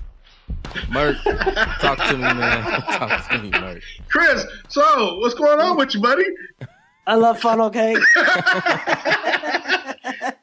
Again, man, at some point we're gonna do these shows live so you guys can see Majelen shoveling funnel cake, into his mouth. He got the little powder, the powder that comes on the funnel cake. It's all on his nose and in his beard. So because we're rushing him, man. All right, man. We are in the month of April now. As far as the games that have been released, and so coming out April 14th, which is this Tuesday, and I know the world has been waiting on this. If you own a PC or a Mac, I'm sorry, just a PC. If you own a Mac, why? Grand Theft Auto 5 is coming out for the PC. Personal gut shot. In 4K. Huh? In 4K. In 4K. What is that? Like 4K. You got 1080p, there's 4K. What the hell is 4K? 4K is 4 times the resolution of 1080p. Where you been, man? I don't play computer games that, man. Dog, they got 4K TVs right now. Why you so you're talking about my TV now? I mean, I'm talking about my TV and how it's not 4K, and I'm sorry. But you was talking to me like. Mm-hmm. I felt like he was talking down to you. Thank you. You see, he feel it too. Did you see the 4K preview for the GTA? No. Oh man, you think it looked good on the PS4? Man, the 4K pictures and videos they were showing, it's just a lot more shadow detail and just. It's really good. It looks nice, super nice. Yeah. Okay, that drops, man. This Tuesday coming up, it drops. To me, what's awesome about that game coming out is the mods. Have we until they sat back and said you can mod it, but you can't mod it. Yeah. Oh, it's locked for modding right now? You can't mod it when they first release it? There is a certain level of modding you can do, but you can't mod it. Okay. It's pretty much what they say. You're not being coming in there a billionaire doing what you want to do. Right. And so that's dropping. But since we're on GTA, let's talk about the Heist, man. And, Jay, have you played any of the Heist? No, and I probably won't. Okay, so we'll keep you out of this part of the conversation. Take a nap. Yeah, take a nap. I was going to take a nap. You was talking about GTA anyway. Wow. Oh. Not inviting you to my next walkabout. But gentlemen, what do you think about the Heist? The Heist, I lowered my expectations about it. Lowered expectations. I lowered my expectations, and I could have kept them exactly where they are because it came out exactly like Heist should have came out. Was it worth the wait? Was it worth the wait? I don't think people were really waiting on it. I think it got to a point where they said, you know what, it's going to come or it's going to go. Other games are coming on. I think that when the Heist dropped, people got back into it and they weren't disappointed. I don't know anyone who was disappointed because it was a very, very well planned kind of storyline with the Heist. Right.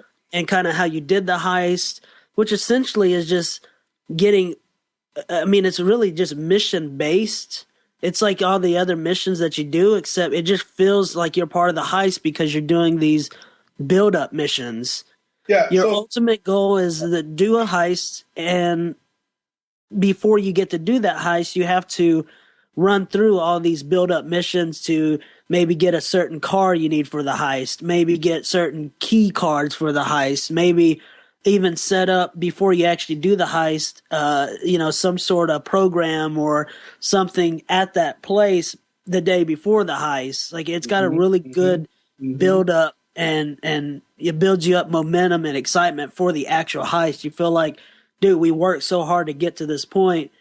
Now it's time to do the heist. And I think they did that really well.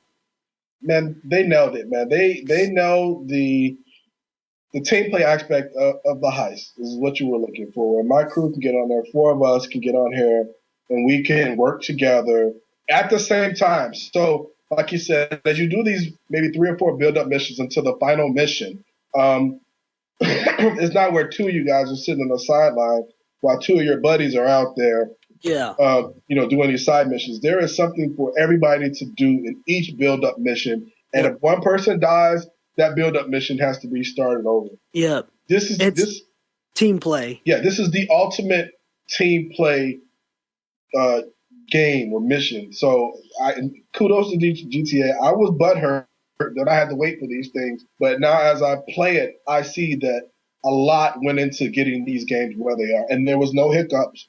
Other than maybe getting some, and they fixed it right away. I will give them kudos for this. As far as finding people to plan your heist and having to go through a tutorial in order to get started with the heist, that's the only kind of hiccup they had. But they went out and they fixed that right away, where you could jump in and out and you could play it. So again, GTA 5. We talked about this 1,000 times. The heists are out. They're excellent. The payout is excellent. It has changed the actual online feel of GTA. Absolutely. Where it used to just be a bunch of loonies running around shooting each other. Now you don't get that so much because people they have stuff to do now. They're busy. They're busy now. Yeah, can I ask a question? I have a question. Sure.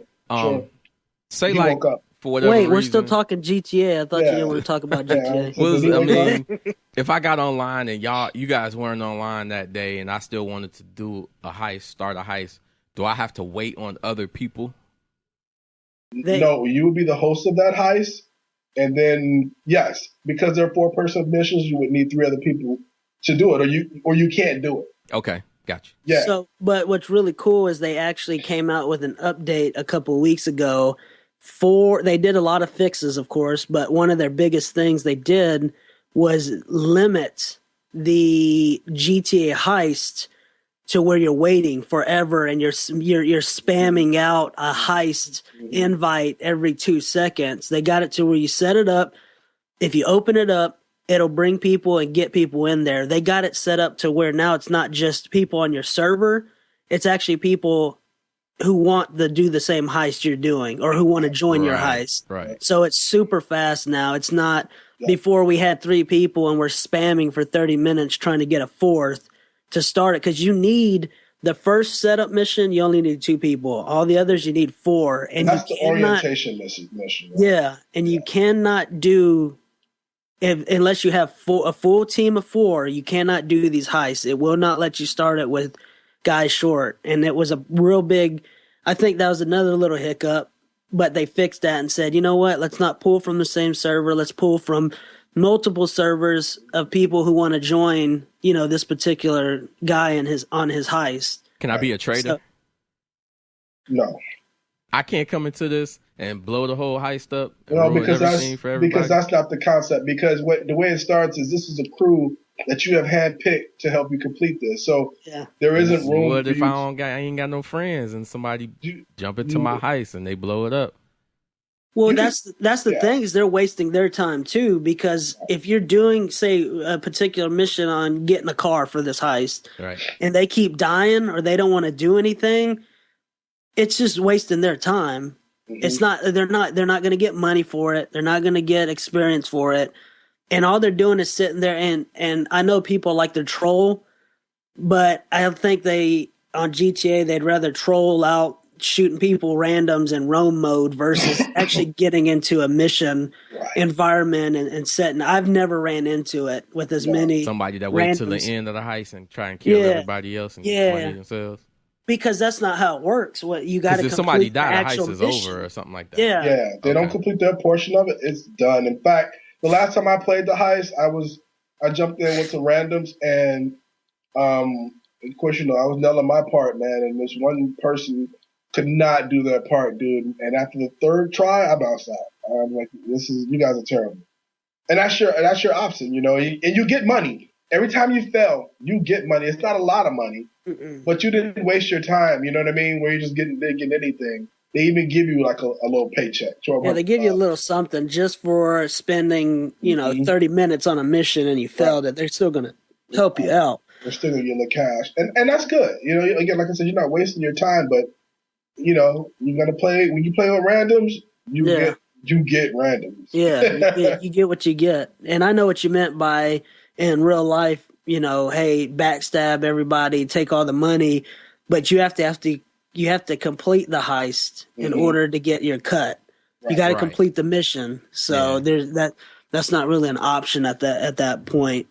Which I think it's a change up, man, because GTA, when you get online, you expect to get shot, ran over and everything else. And they never had that real team oriented play. So I think they did a good job, man. And like you said, before the heist, I don't think we could walk more than 5 minutes without getting murdered every 2 seconds. And with the heist, walking around town, it's a lot easier.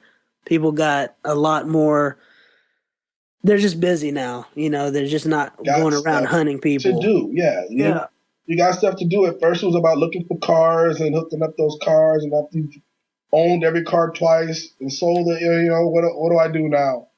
Walkabout? I'm only going to do a walkabout, man. I'm just going to, gear up and just walk across the city. No, I'm going to go on here and I'm going to do missions. Yeah, and it does. It sounds really walking around sounds like really boring. But man, if you really soak yourself in the details of these maps, you're going to blow yourself away. Even if you got you by yourself in an invite only server where you're not getting hunted down and you're just walking around, no signs, no two signs are the same.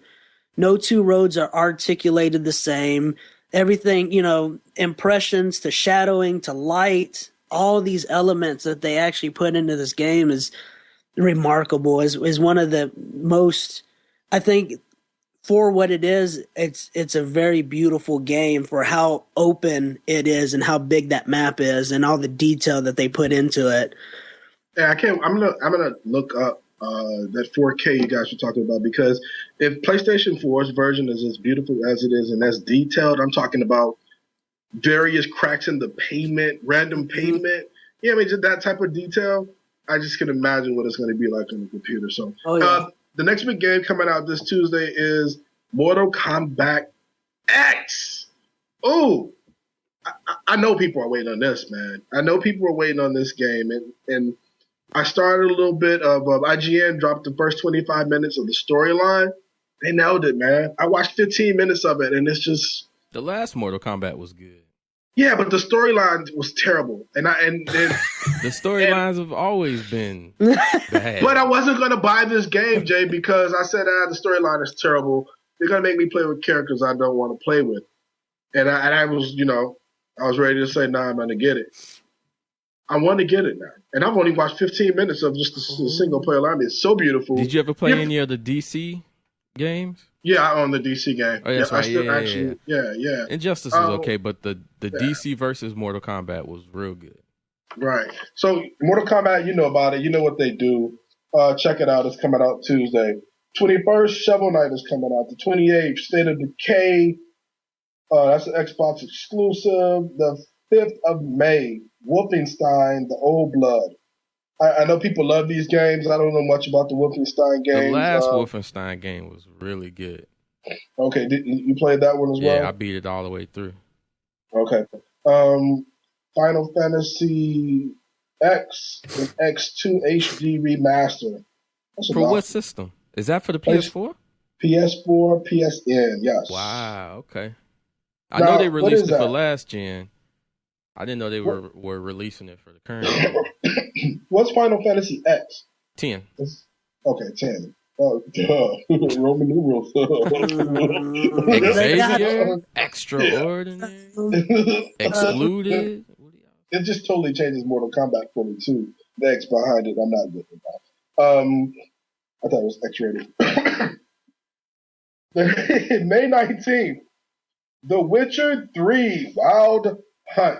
Can I say probably one of the most anticipated games coming out this year? Just because I feel like a lot of people are going to compare this to Skyrim.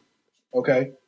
They're going to compare it to the Elder Scrolls. It's a wide open, kind of maybe same, I'm not going to say time period, but same type of characters base, I think a lot of people are excited. I'm excited about it because I feel, we're about to get into it, but, Elder Scrolls, last real big thing they did that I could play was Skyrim, Okay. So I think it's gonna be a good game, man. It looks real nice.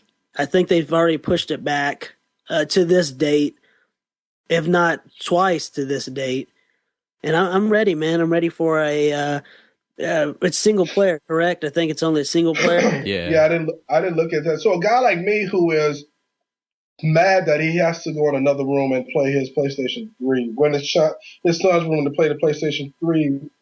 In order to play Skyrim, is this what I've been waiting on? I think it is if you don't compare apples to apples. If you go in there saying, you know what, I want another. If you go in there and say, I want an adventure game that's open world, that has a very good storyline, a ton of content, where you have an RPG element, then yeah, I think you're not gonna be let down by it. It's not an Elder Scrolls game, but it's from what I've heard and researched on Witcher 2, that was a really good game. And building up to this. The developer said the fastest playthrough they had so far was 25 hours. Ooh, now that's content, man. And that's, you know what I mean? That's content. And everybody does it at their own pace. That's mission. That's main mission. Right. So not side mission. Okay, gotcha. I think it's what people have been waiting for, besides the next couple of games we're about to talk about. Yeah, Trigger Rick real big on The Witcher 3. He really excited about that. All right, man. Well, I'm gonna do some research on it, man, because I've been looking for something to play on our PS4. Hoping they do a Skyrim HD, man. So until they do or don't, this E3 we might get that announcement. They're gonna be there. I'm going to check it out. I think I'm going to rent it first and then see where it goes. So, still in the month of May, the 29th, that game Splatoon is coming out. This is kind of a child's version of kind of like Call of Duty, but it's not. No, it's nowhere near Call of Duty. Okay, so I retract that statement. But this is the one with the paint, right? You got blue paint, they got red paint, and whatever area you spray, you control. And right, it allows you fast travel through that color paint and just different techniques and stuff on the Wii U. So yeah. Right. We previewed this game in some older episodes. So go ahead and check it out. Now we're in the month of June, and I think this is another highly anticipated game, man. Perfect time too. Yeah. Perfect time. When's the last time we've had some super awesome summer releases? Yeah, here we go.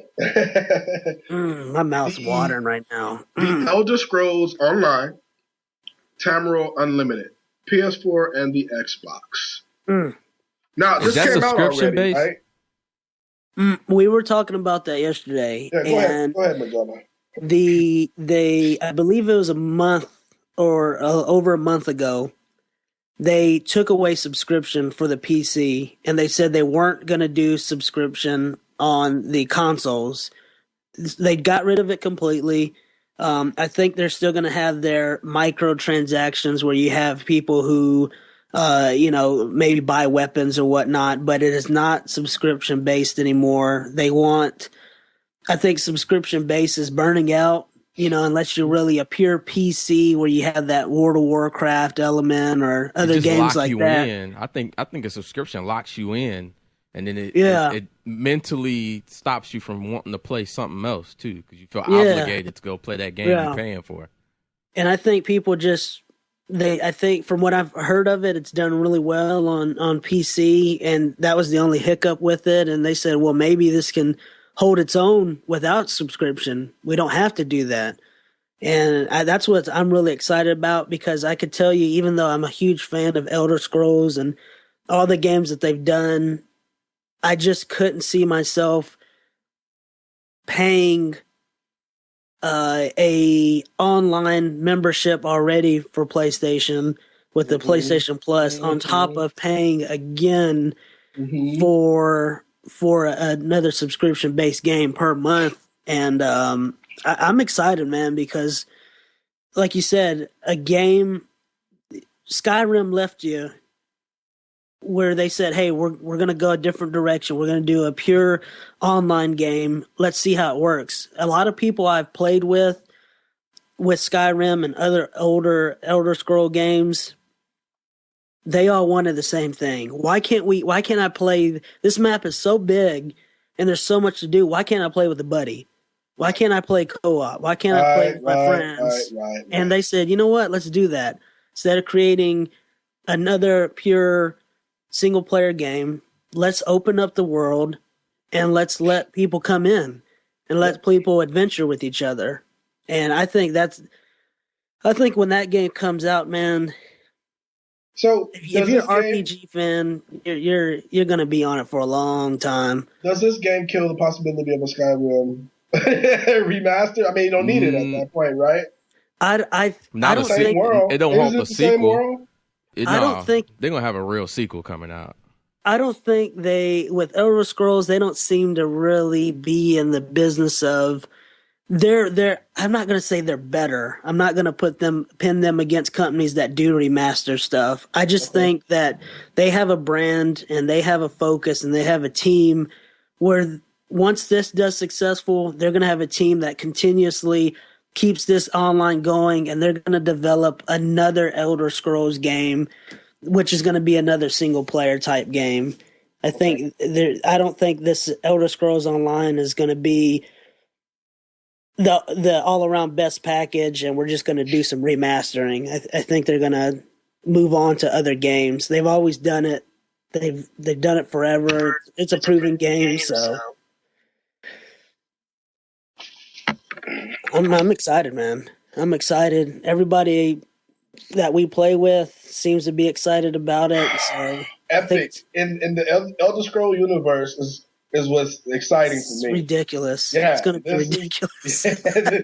And I'm just hoping that they get the connection right. I hope they get the servers right. You know what I mean? That's what I hope they nail. So we're not struggling to have fun because we're so bogged down by poor servers and poor connections and all that good stuff, man. So that's it, guys. That's all I really wanted to talk about today. Yeah, yeah, right. Was there anything else you guys wanted to talk about? Anybody? Anything else that's coming down the pipeline that you're excited love growing up, a very particular superhero. Okay. That meant a lot to me. And the reason why he meant a lot to me, I'm a big fantasy fan, but I thought realistic. And realistically, you have somebody who has a ton of money, who has a ton of influence, who has a certain group, close-knit group of people who can help him overcome certain odds. You have all this packaged up, and you have a realistic, anyone could do this if they really put their heart and soul into it, superhero.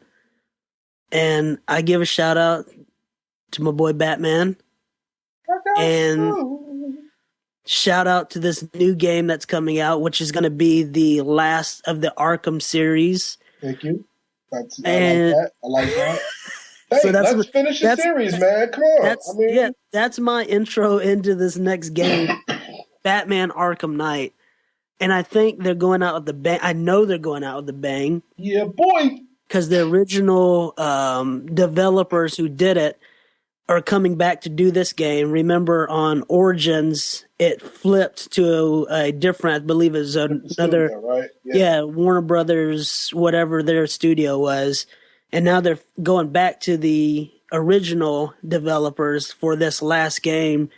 And they're going out with a bang, man. They really are, because I don't know if you guys are hyped about it. I've never once considered buying anything collectors wise, especially when you talk about a console. Mm-hmm.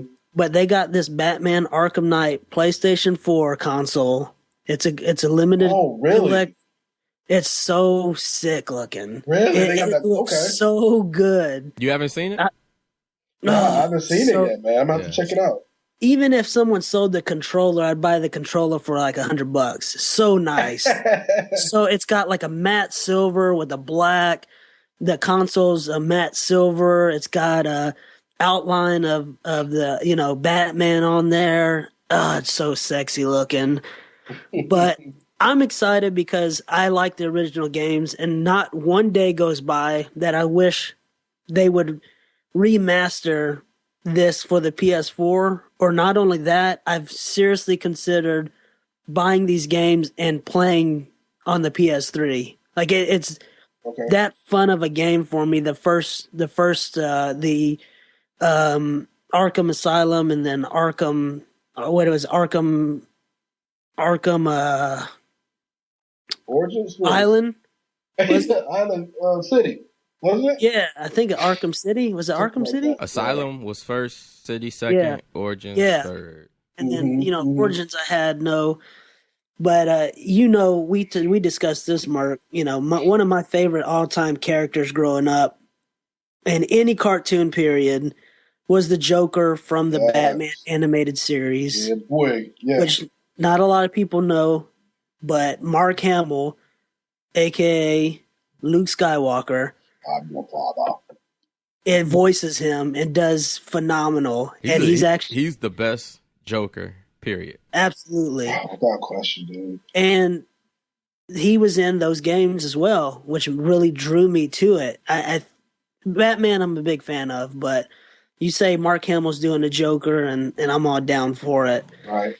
But I'm excited, man. It's good. I've never contemplated buying another console for the house. Period. But I'm trying to line up someone to buy this one so I can get that one. Just because it's just super nice looking. Even if you took Batman off of it, just the color scheme of it and everything, they just did it real good. It just looks real nice. And the storage is bigger too, right? The hard drive storage is bigger. Yeah, I believe so. We have 500 on these consoles. You get a terabyte. Yeah. It's I believe you do get an upgrade with the storage. What's the price on that? It's $450 including the game. So wow, that's a steal. So it's most games like to package it with the game with the console, and I think you're doing you get $450 for everything with the one controller, the console, and the game. So I mean, dude, I'm excited about it, man. It's ending a series. I think after what happened with Origins, you have to finish strong. You have to finish out, and I think that's what people need to realize is you want to keep something going, but sometimes you just got to end it, man. Sometimes I like walking. The hope is that after this, they make a Justice League game. Yeah. That's the hope.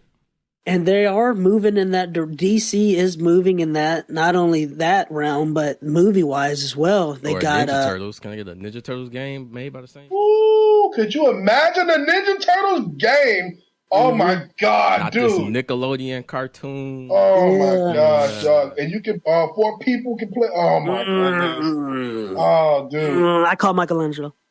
Really?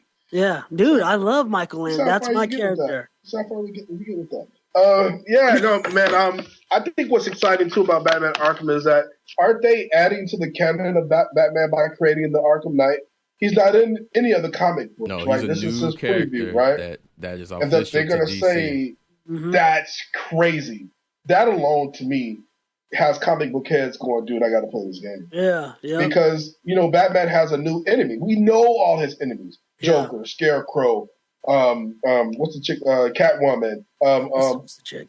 Plant lady name. Poison Ivy. Thank you. Poison Ivy. Iceman dude. Professor Ice dude. Are you a fan? Who are you? The ice dude, the one that shoots flames out of his face. He got his wife in the ice because he's trying to find a cure. Arnold Schwarzenegger. Come on, man. You know what I'm talking about. I am sick and I'm not required to remember anything. But I think he hit it. He hit something really big. I hit it. It's a huge direction, and it's going to pull people in because they've done that before. I hate to keep bringing it up, but animated series. Harley Quinn was not a character. She was created during the animated series, and she has grown into the comic world and grown as big as the Joker. Her. They love her, dude. It's just so, it's just saying, I mean, someone who really loves the Joker. No one, you never think anyone can, he's such a weirdo, a freak, an outsider, and someone who gave up everything and fell in love with him and hands down do anything he says. It's that pull. They've done it before, and it's worked really well. And I think this is going to be another huge step with Arkham Knight. I think bringing another character, introducing. I think they got big plans for it. Because you cannot bring in Arkham Knight, a new character, a new foe, and just end the game series, which is what they're going to do. They got big plans for Arkham Knight in the DC world. I think this is just the start of it. Plus, we haven't mentioned at all one of the big things throughout films and comics and TV shows that Batman is always paired up with, and that's the awesome... always seems like one of a kind throughout different movies, Batmobile, that you actually get to play in this game. Yeah, I forgot you actually about get that. to roll around in the Batmobile. Yeah. Sick. Which means the map is bigger. Because this goes back to why I introduced the vehicles streets are if the map wider, is they bigger. say. Yeah. So, let's talk about what made this game great and different. And right off the bat, it's the gameplay, right? It was the fighting. The fighting, I don't know what you call it, technique or whatever, is what made this game big, right? Other than it just being Batman, right? Because there have been other Batman games that were pretty cool. I think that's what it really hit on the fighting style. Mm-hmm. It hit with awesome gadgets. You can incorporate a lot of things into an open world. Arkham Asylum wasn't necessarily open. It took you, almost room by room. Yeah. But it gave you it gave you so many options in that. In one room, it might be a double stacked, double story room with roaming guards and all these different elements you could use to defeat these enemies. You could go in there 10 times total, and every time you do something different. They made that small space feel very big. A lot of content. Exactly. Davish, do you remember my complaint? Because I'm good for that. About that game, about the first one. No. My complaint was the Riddler. The Riddler challenges. Yeah, the Riddler challenges to me were very frustrating. Yeah. Because I understand people don't want to play the story straight through and they want to do this other stuff. It's just like what GTA does. To me, it was just time consuming and almost a distraction. I always struggle with these challenges that it's just a completionist thing. Yeah, it pulls you out of the story, and maybe it shouldn't unlock until you beat the game, so you have some replay value or something else to do. I mean, you don't have to do them at all. Yeah, but they're there. They're on your map. You're trying to solve a mission, and they're there. You know what I mean? That's where I got frustrated with that. But I'm not going to dwell on that too long. Yeah, but to me, it wasn't that big a deal. You just don't do them. I don't know if it's just like you, the carrot in front of the donkey kind of guy, where they keep fanning in front of you, so you feel a need to. Yes, that's what I felt like. Yes, to me, it wasn't that big a deal. I just never did them. Now I've seen people do every single one, and wouldn't stop playing until they did it.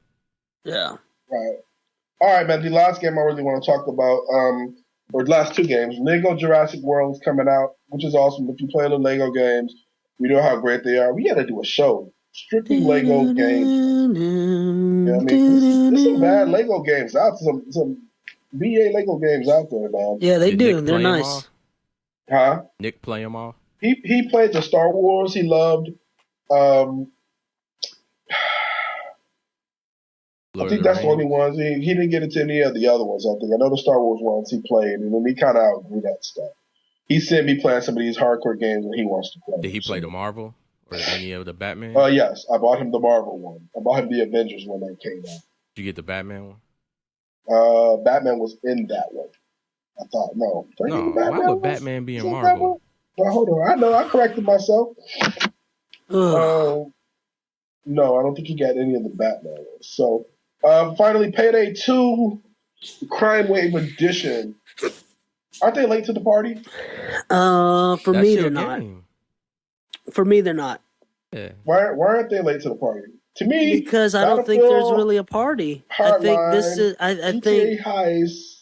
They ain't late to the party, aren't they? I think they're making a stylish entrance. Oh, really? I think because when we played it, we had fun. Yeah, because right. Payday 2, you could, man, I remember even playing, let's just say the bank. We played the bank. You could play the bank over and over again. Mm-hmm. And it was so fun and different every time. Because the AI would do something different. They would kick in these people from this side or... Right. And I think if you're given the Crimewave edition, which I believe has all the stuff that they originally wanted, all the DLC and all the stuff they promised for the first one. Because then they say, hey, I'm going to run to the store. I'll be right back. Dude, and yeah. And never came back. and I think what happened with Payday 2 is that they put it too close to the PS4 release. And then people kind of said, you know what? I'm going to go ahead and get my 4 and it is what it is. Leave it where it lies. Mm-hmm. And I don't know if I'm assuming they're doing a revamp of the graphics for the 4. I think they have to. And I just think it'll be another cool experience, cool gameplay, team play experience. And that's what it's about. Payday 2, you got 4 dudes in there. You got to work together. Someone's going to go down. Someone's got to watch this. Someone's got to everybody's got to do their job. Save. Unlocking that safe and then getting that money back to your car while the cops are shooting at you. This was arcade style fun to me. This was old school arcade fun with your friends.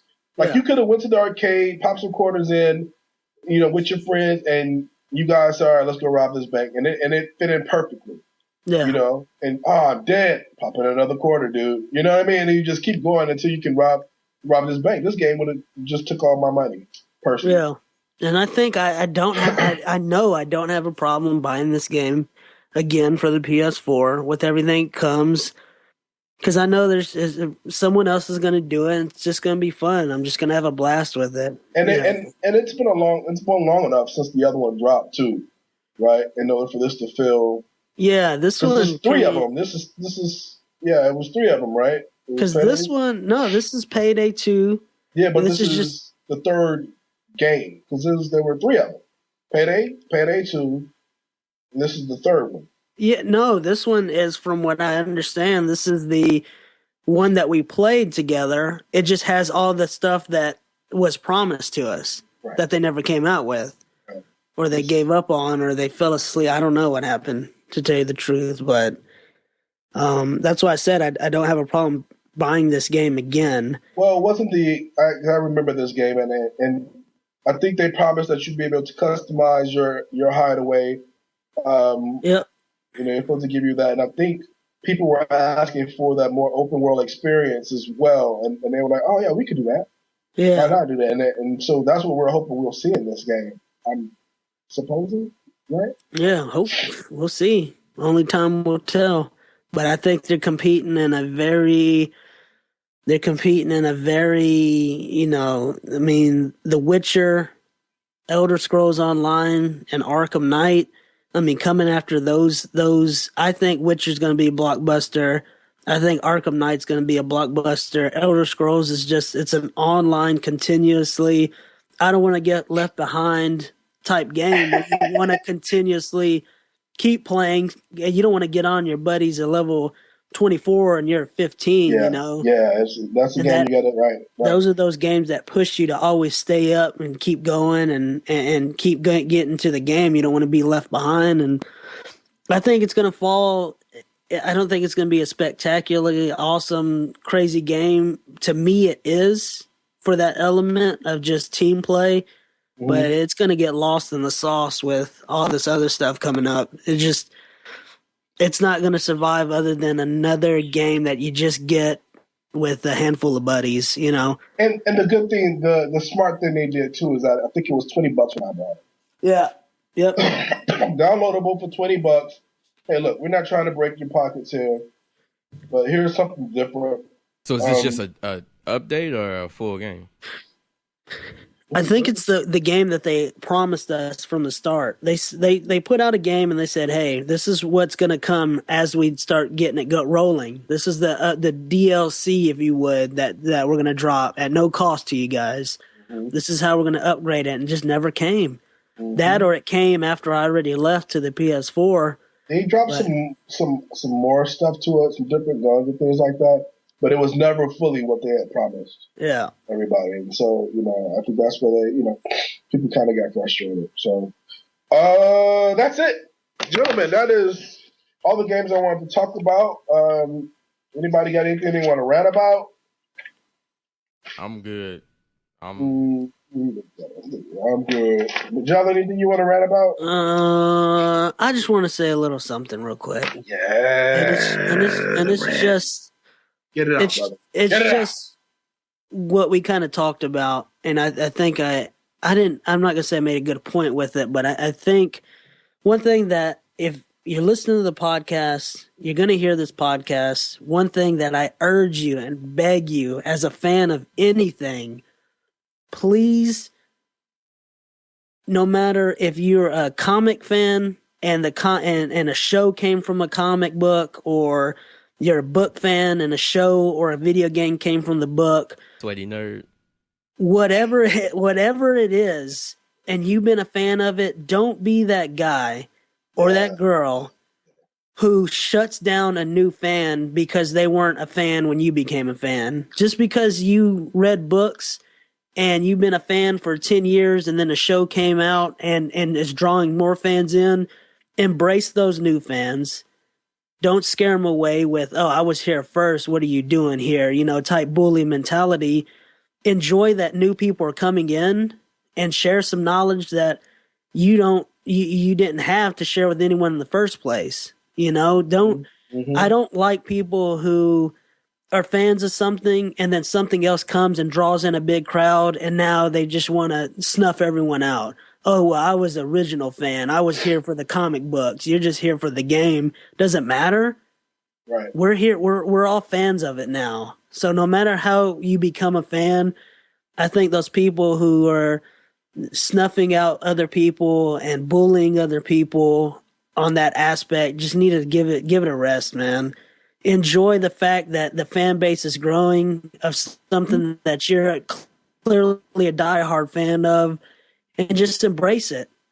Meet some people, make some friends, and that's really what I wanted to rant about, man. I'm just tired of getting into something and people saying, "Oh, well, you're just getting into that," or, "Oh, I was into that way before it went," and who cares, dude? We're both fans of it. Let's enjoy it together. You see a lot of that on the Game of Thrones. You got people who read the books and who didn't know about the Red Wedding, or who read the Walking Dead comics and didn't know who the hell the governor was. And to them, these are new, exciting things. And, when it happened, people are like, "Oh, I knew that was going to happen. And I knew that was going to happen." And, that's not nothing in the book. They did it this way, and this was better. Yeah. You know what? I agree. Let them enjoy it the way they experience it.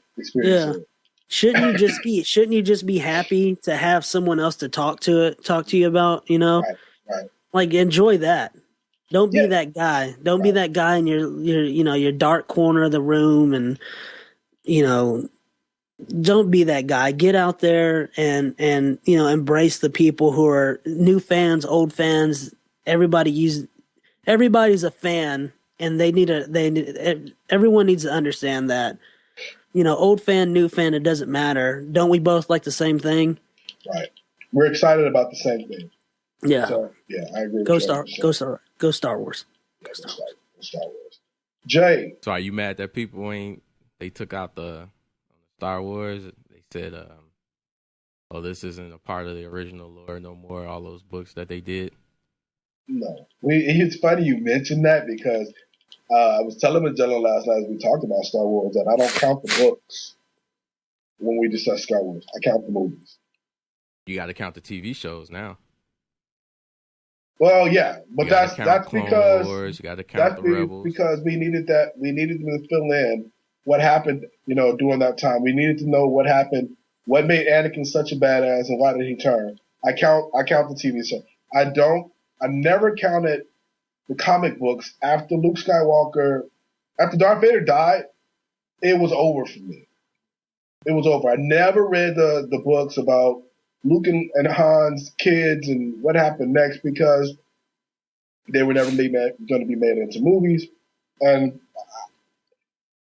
I didn't want something so pure to me to be tainted. And that's what I felt like would happen if I, started counting those other things. So I just didn't. So for me, after Vader died, that was it. No. Jay, you got anything you want to rant about? You sure? Now's the time. Get it off your chest. Nah. Found a hair in your pizza, nothing? I don't have anything I want to rant about either, but I did have something I want to talk about for the cool down. Before the show started, I ran and picked up some food for me and my wife, man, and on my street I saw 4 kids play. And one kid had what looked like to be half of a mop stick, and he had it shoved through the belt loop of his pants, dude. I said, "Oh my God, dude, he gets it. He gets it." That's what it's about. That's what being a kid is about. Going outside and letting your brain create the fun, the story, the mission, whatever it is that you're playing.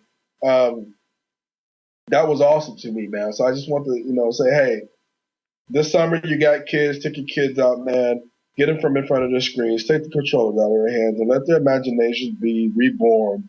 They can pretend to be whatever they watch on TV or the movies or whatever, but take them out there, man, and let them go to work. Shove a piece of stick through their belt loop. Yep, is what I will say. You guys the plastic bats. That was my sword. Oh my God, yes. Yep. You guys have anything you want?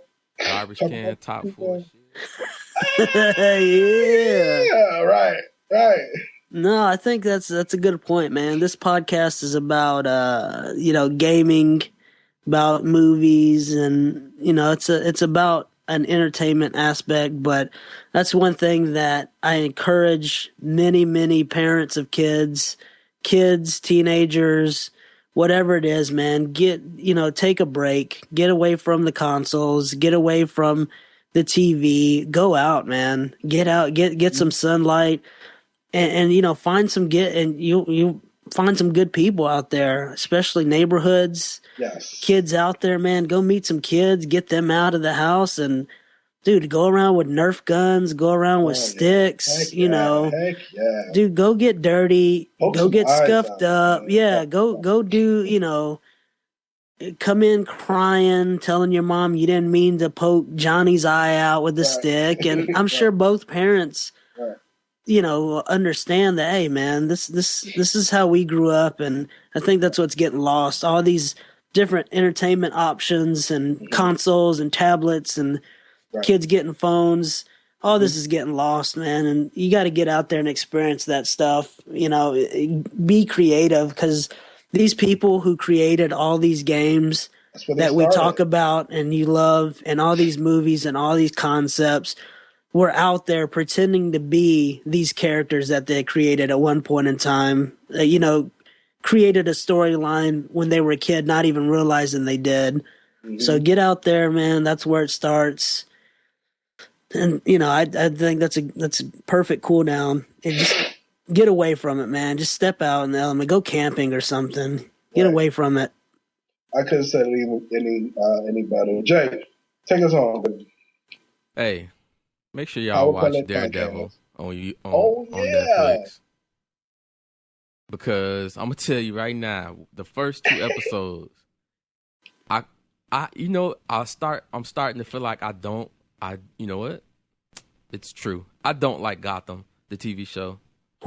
Really? I don't. No. I promise you, I was gonna binge watch that this weekend. I don't. Catch up. After watching Daredevil, I understand what they're doing with Gotham, but whoever the showrunners are, they need to talk to the showrunners of the Arrow and the showrunners of the Flash. And hopefully season 2 they turn back around. I'm gonna stick with it, but Daredevil on Netflix, oh my gosh, nailing it, huh? Doc, that's the number 1 comic book TV show right now, and I only watched 2 episodes. And I love the Flash. It's a statement. The Flash is really good, and the Arrow is really strong.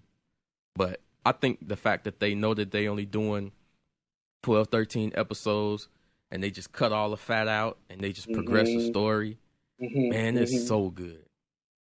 So good. That's what I love about watching Netflix, man. It's just they get right to it, man. The Netflix originals. I know it's hard to do a show with 26 episodes. And if they only went 13 for, you get in the fall, you get the Flash, and then in the spring, you get the Arrow, or however they got to split it up. 26 is too many, too much fluff. Right. And they get rid of all of that on Daredevil, man. Yeah, because you're not struggling for content. Yeah. You know what I mean? That's the big thing. You're not overwriting. Yeah, because you get a lot of fluff in it. Well, this week, let's drag out this entire storyline that could have been wrapped up. And hey, I'm going to tell you what Daredevil remind me of. If Batman was broke and blind. I love that. That's the Daredevil. That's Daredevil. That's how hardcore they went. That's how hard they went on it. That's good, man. That's the Daredevil. Check it out. I promise y'all will not be let down. Right. That's a promise from Duke Lynch. Power Pellet Podcast. This has been episode 18. Your boy. April 11th, 2015. Remember, you can check us out on our Facebook group page. Also on Twitter, Power Pellet Pod. You can reach me. I am DaVinci on Twitter. Merc. I'm Akempo Merc. You can find me at News Hunter on Twitter. And again, I'm an admin for the Power Pellet Podcast group page, where you can also find the next guy lurking about. Majelen, a.k.a. Majelen. What? A.k.a. Magic Man. Magic AKA Man. The Fearless Leader. You can find me, Power Pellet Podcast, Facebook page, all the time. I'm on there day and night, checking out all Merc's updates on gaming, entertainment news. If you want to hit me up personally on Twitter, Majelen at Fearless Epic. That's where you can find me. Orange headband and some nunchucks. Ooh, I'd called Michelangelo, just so you know. Did y'all see Donatello on The Walking Dead? No. What? Y'all ain't seen the season finale of The Walking Dead? No, don't tell no spoilers. Yeah, they put Donatello on the show. That's all I'm going to watch it. How do you put Donatello on The Walking Dead? You will see, and you will thank me. Walking turtle? You will see, and you will thank me.